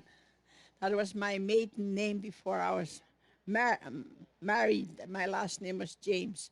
I came from God's Lake Narrows, or God's Lake. I always say God's Lake because that's where I mostly grew up when I was young. I'm just going to tell you, for me, I didn't start school till I was 11. I went to 4 different residential schools, but I'm not going to say them. I just tell them what they were. Cross Lake, Manitoba, my first one. I didn't know how to talk English at all or anything. Our parents long ago, hardly ever anybody went to school long ago. We just lived out in the bush, in a trap line, and that was our teaching. So when the priest came to get me to go to school, my grandmother didn't want me to go. And then my grandmother said, March, matagi si puehteo. Tagage patso si puehte. He said, he's not gonna learn anything, he said. And I didn't know what she meant by that later on. But I guess she was talking about how to survive from the land, to trap, how to skin a moose, how to skin a muskrat, all those things that they taught us. But anyways, I went to Cross Lake Residential School. I went to the Paw, and I went to Saging, and here. I was here in 1958 to 1961 or 62, I forget now. So that's where I went from Saging to here. This is where I went. This is the place. But I'm gonna tell anything too much about myself. My story is in that book. Did you see us? I was one of them. Told my story in there, and you'll see my story there. Only for the Assiniboia Residential School. I didn't talk about anything else. But for me, I didn't encounter too many abuses or anything like that. I guess because I was already that age, except we never went home when we were sent to resident because we came from up north. We stayed at the school, I guess 10 months of the year. We didn't go home, except the ones that are able to go home, they went home. The ones that their parents paid for them, the ones, that were picked up by their parents, but none of us from up north ever went home. We just stayed at the school. Even here at the Assiniboia, the capital city of Winnipeg, Assiniboia, where all the stuff was, all the beautiful stuff, all the beautiful food. We never even had any Christmas party or Christmas dinner or nothing. The school was just an ordinary day for us here at the school. Get up early in the morning, go to mass, and that's all we did. We didn't even go anywhere, even to go to a movie or anything like that. We just stayed at the school until the students came back. This is a big city, but my story is in that book. Did you see us? So now I'm still alive. I live in Uchegisipi, Fisher River First Nation. That's where my husband came from. I know my husband went to Birtle Residential School. I don't know how many years he went there. But my brother went to a residential school in Brandon and Birtle. I went to a Catholic school. That's where I went. So I couldn't go with my brother or anything. I had an older sister, but she didn't even make it to school. She died before she went away to school. But anyways, when I went to Cross Lake, we didn't even know how to talk English. I didn't even know to answer yes or no. But we were very, very fortunate when I went to Cross Lake. Everybody spoke their language. They didn't tell us, not when I went, they didn't tell us not to speak the language, except we picked up Betsy Ross dialect, Cross Lake. We all spoke like Cross Lake people after we went back home. And everybody used to say to us, Asamin ako permit sa kamaunuak tagus sinuak. That's what they used to say to us. And even I know lay people, the guy I was talking here, fine, he spoke the cross-leg dialect too, you know. So we all spoke all of that, that dialect. You know that there's different dialects in here. We have it. N dialect, we belong to N dialect, and there's a T and TH and Y, R dialects, you know. So you could see the difference. When somebody came from Cross Lake, they knew right away you're from Cross Lake. When I, but Norway House people used to tell the Fisher people, those Fisher people, they talk Cree, but they always their language. They don't finish the words, you know. So that's what we do.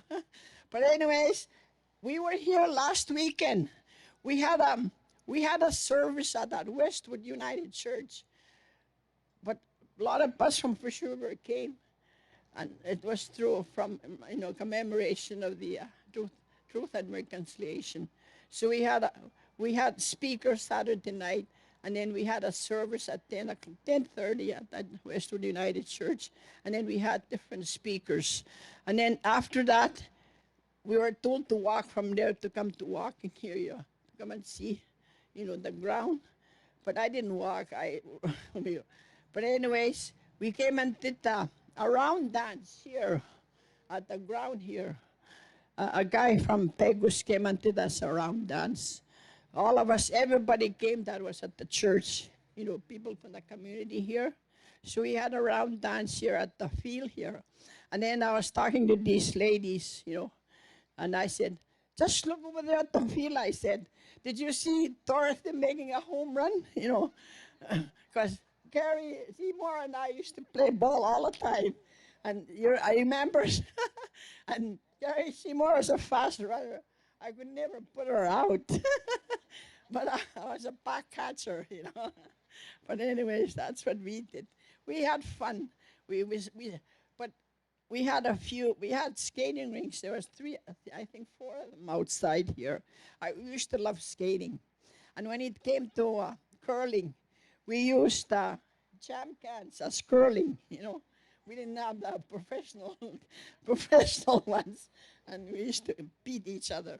And we had fun. We had, but everybody enjoyed themselves here especially. We were already old when we came to Assiniboia Residential School, and Phil Fontaine, I went to school with him, and Theodore Fontaine. One time some of you remember when we used to go to the friendship centers and post-school centers. That's where it used to be Friday night, Saturday, and Sunday. We used to go there having dances and playing games. The guys would play guitar and sing. And after that, we used to come walking. Everybody walked. Nobody ever rode we walked all over the place we went. We never encountered anything in the city long ago, Anybody to follow us and try to do something. But anyways, we used to go to Manhattan restaurant. That's where we used to stop to have. They used to have these little class drinks. I don't know how much they were, maybe 5 or 10 cents. We were all sitting there one time waiting. I don't know who's got money here. And then Phil Fontaine walks in. Oh, he said, I got $1. I buy you guys a drink, So he gave us a drink, and we sat there. And somebody might have a little bit of money. There used to be jukeboxes in these restaurants. I don't know whether Betsy remembers that in Gary, but that's where that used to be our hangout restaurant. The guy never, in the restaurant, people never tell us to get out of there, They used to go there. But of course, in my days when I was young, I didn't see anybody being drunk at the dances, friendship centers, our post-school center. Everybody, and we used to play games there, on a weekend, and then we used to come and play ball here too, on a weekend at this field here, right here. So we went along. But anyways, I think lots of us here, I don't know. I'm only over 8 years old, but that's okay. I'm still young. But I work at the school in the Fisher River for I worked there. My husband worked for Manitoba Indian Brotherhood, so we travel all over the place. moving around when he worked for them. And my husband went to Bertle. Bertle. And then when us young people used to talk about, where did you meet your wife? Where did you meet your husband? And my husband says one time, you know where I met my wife? I met my wife through her brother's pictures she used to send to the school and used to pass them around so everybody will see. And then I told him, someday I'm going to meet your sister. And then that's where I met my husband here in Winnipeg at Manhattan, Manhattan restaurant. And then he tells, and then when I met my wife, he was sitting there at Manhattan with her friend. She had orange shorts on. I said, "What?" And I said, I don't even remember. I said, but anyways, my husband's name is Sata, University of Manitoba. I don't know if anybody went running with my husband in Bertle, in Bertle. My husband was a cross-country runner from Bertle, Manitoba. He said he put Bertle, Manitoba on a map. Yeah. And that's another thing he said too. Yeah, and also, maybe I ran to God's leg and went for my wife too. I said, go on. But anyways, and his name is at the University of Manitoba Hall of Fame, you know.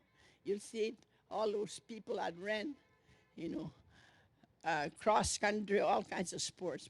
My husband's name is on there, 1965. Yeah, he ran all over. He didn't get paid, but he ran. But anyways, I love you all. I'm so happy to be here. I live in Fisher River.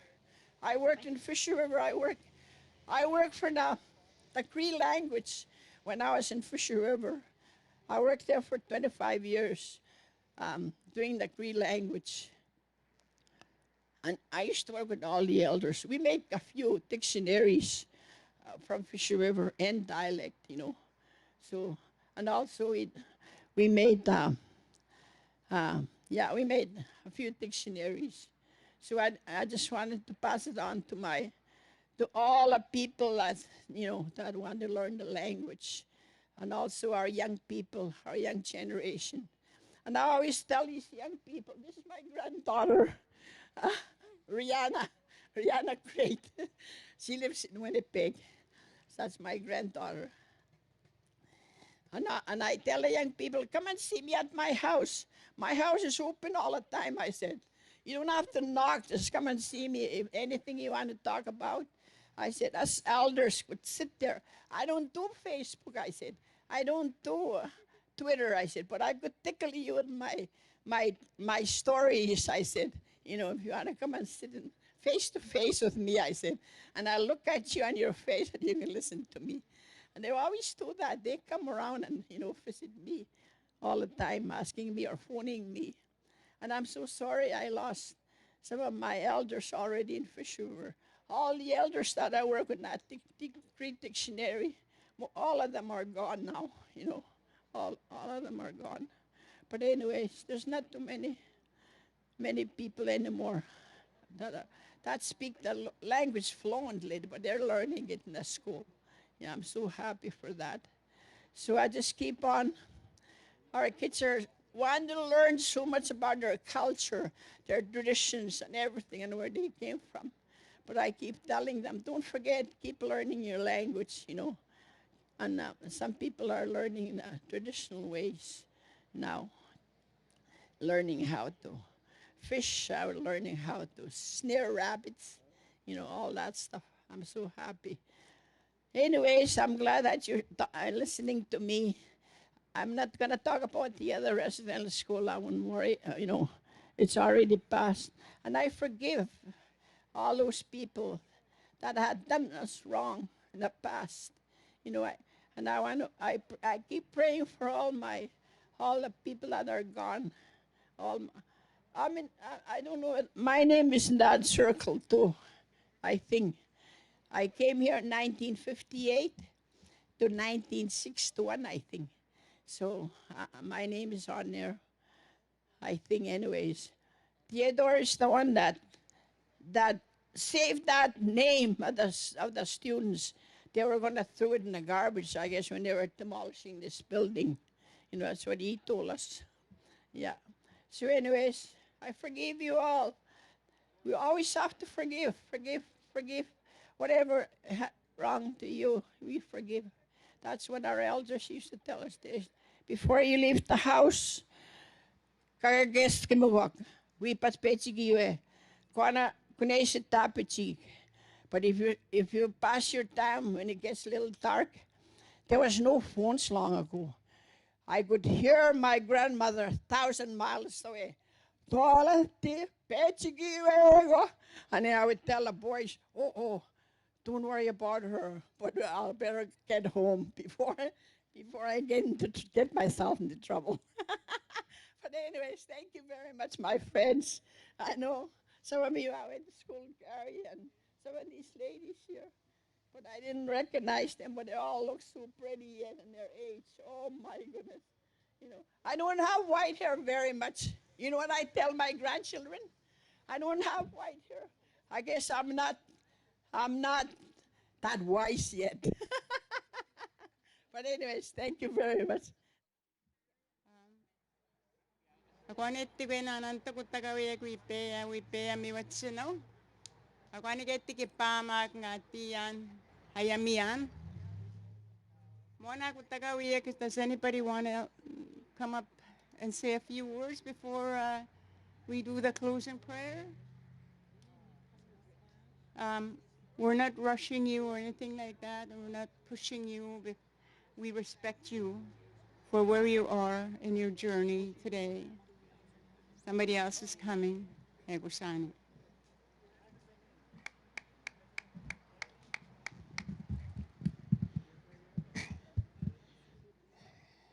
Wache ni wago maganak.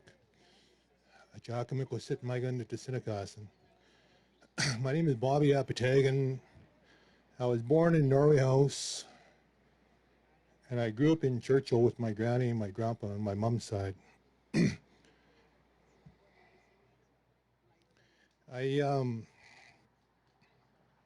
It took me a long time to understand and to see how beautiful our people are.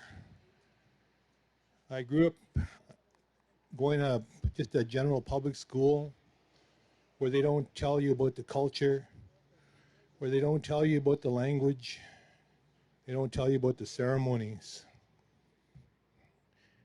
And I grew up an angry young man, a very unhealthy young man. I didn't have my parents to raise me, so I don't know what it's like to be hugged or kissed by a mother or a father. And that really impacted me when I was younger. And then when I started going to ceremonies, and I started to understand how beautiful our way of life is, I started to understand how beautiful our ways of life was before contact. Started to understand the teachings. I used to hear some stories that were very old, and that helped me heal. I don't drink, I don't do drugs. I made peace with my past. I started to understand and not to be angry, not to be scared anymore, not to be insecure. But one time about, I don't know, 10, 11 years ago, there was a conference, a TRC conference going on here. And at the time I was doing a matutsan, a sweat lodge, just outside the city. And this man and this woman came there. And the man was very traumatized. He was triggered at that conference. He couldn't even speak. And his wife was with them. And they asked if they can come into the sweat, and I said, okay, for sure. And when we sat down, we closed the door, and we started to sing.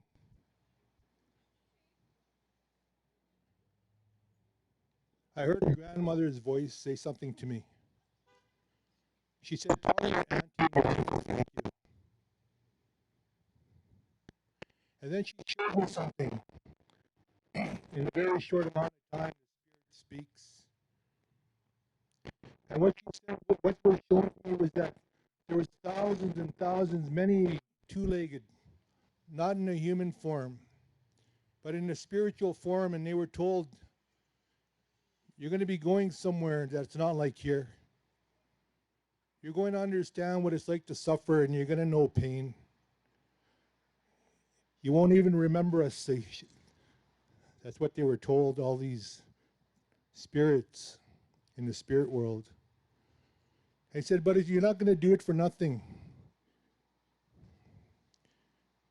A long time ago, they said that there was a prophecy saying that our people were going to suffer, all of our peoples of Turtle Island, that our way of life might be taken away from us in our languages.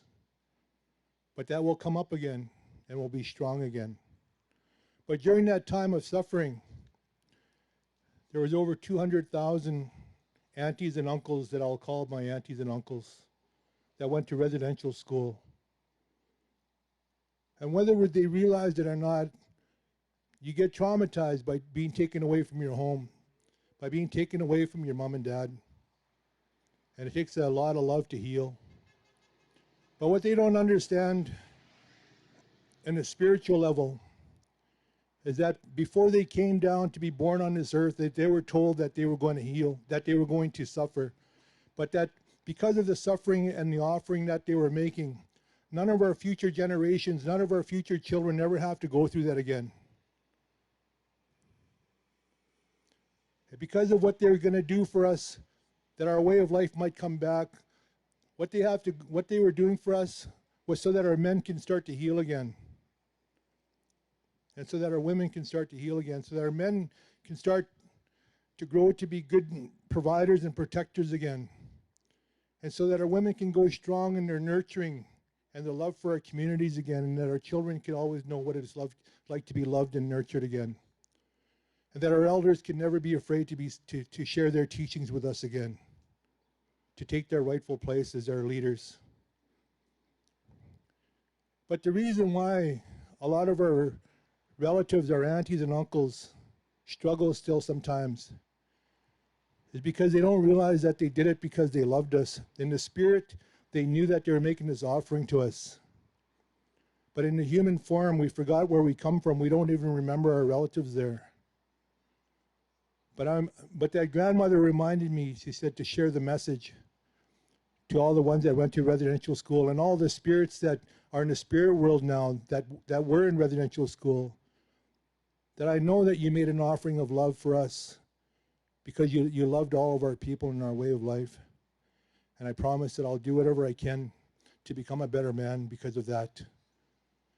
I have 2 young kids right now that are 6 and 7 years old, and I get to share with them what wasn't being able to share with me because of so many atrocities that happened to our people.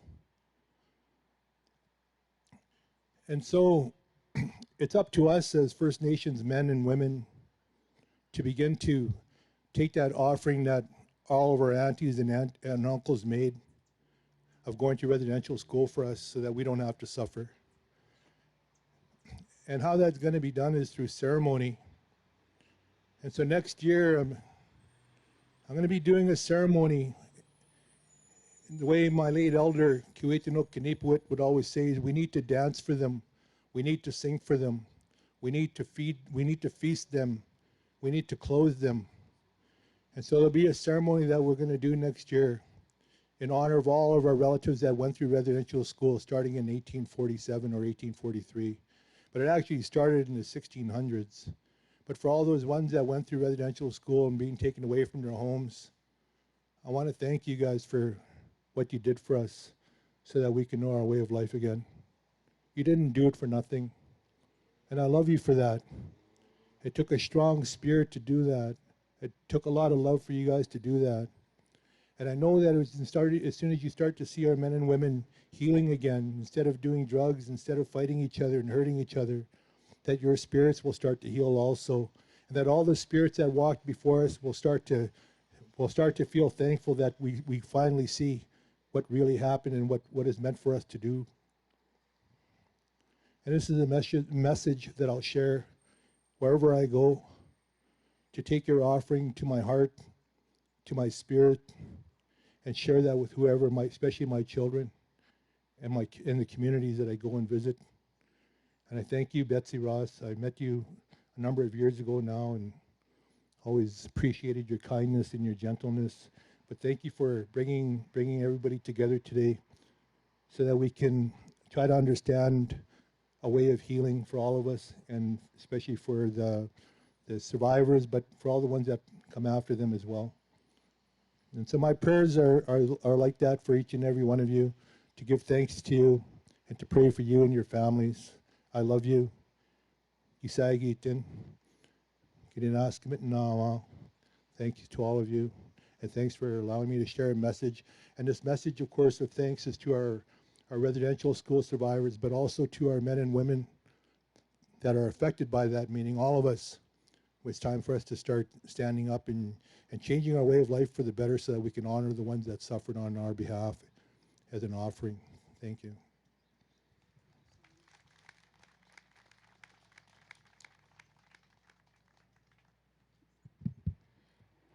All right, we have a very great day today. Now, thank each and every one of you for coming. I know it's getting later on to the day, and people are probably getting hungry. I just want to remind people that when we're closing up here, that there's bannock and tea available here in the back. I'm going to invite Elder Betty Ross to close us with a closing prayer today. Thank you.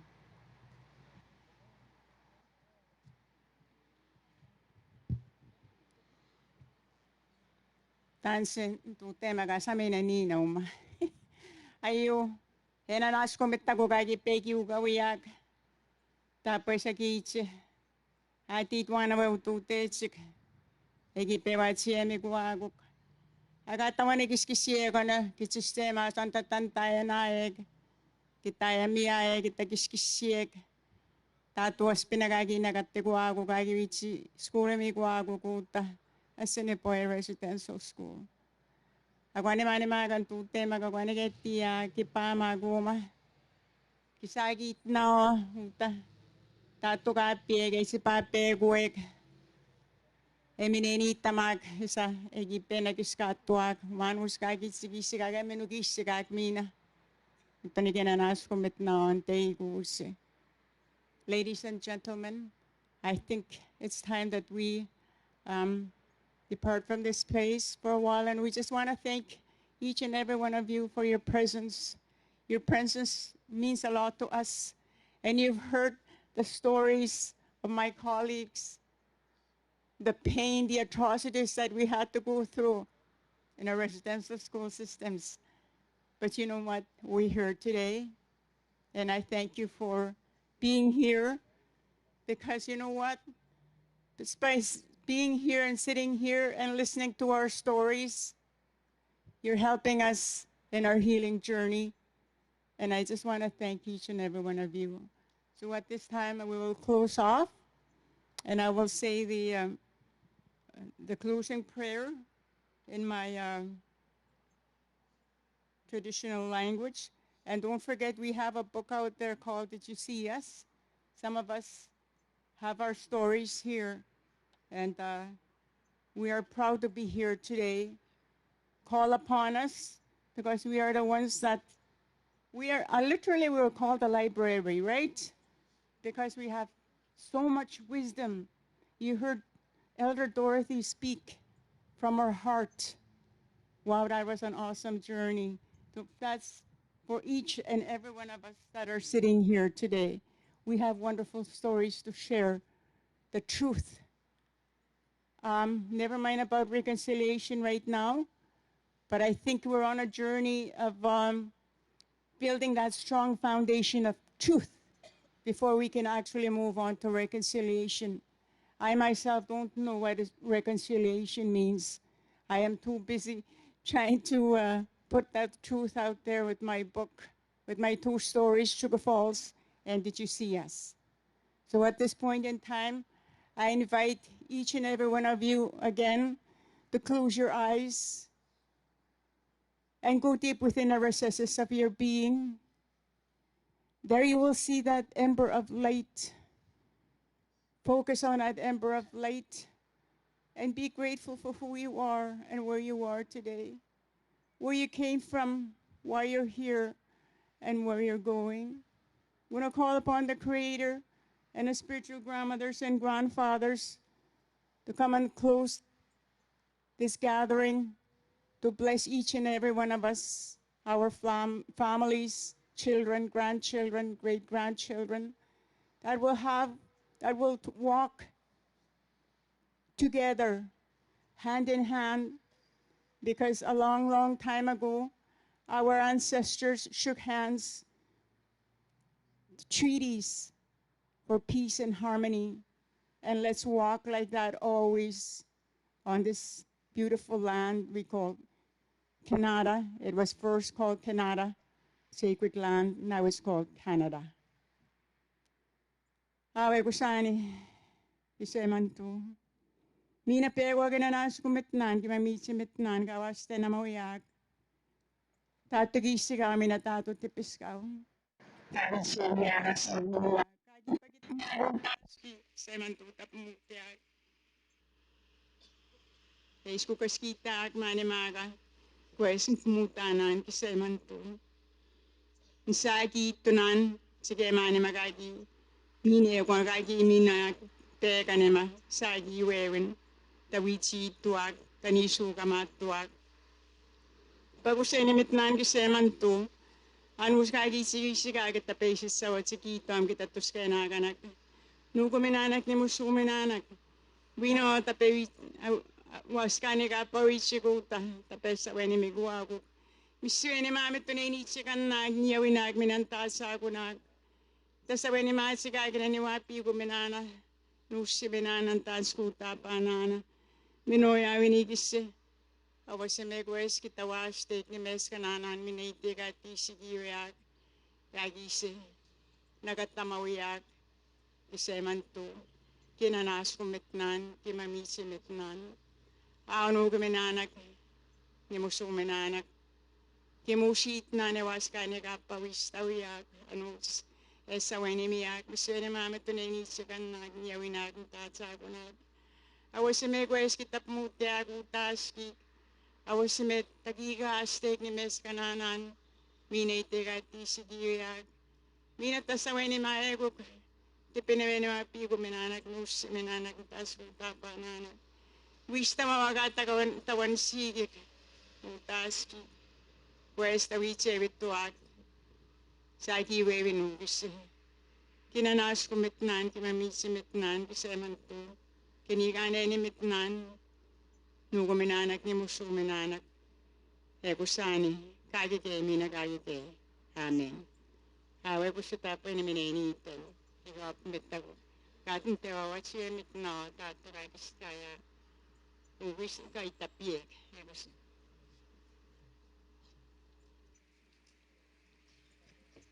Miigwech everybody.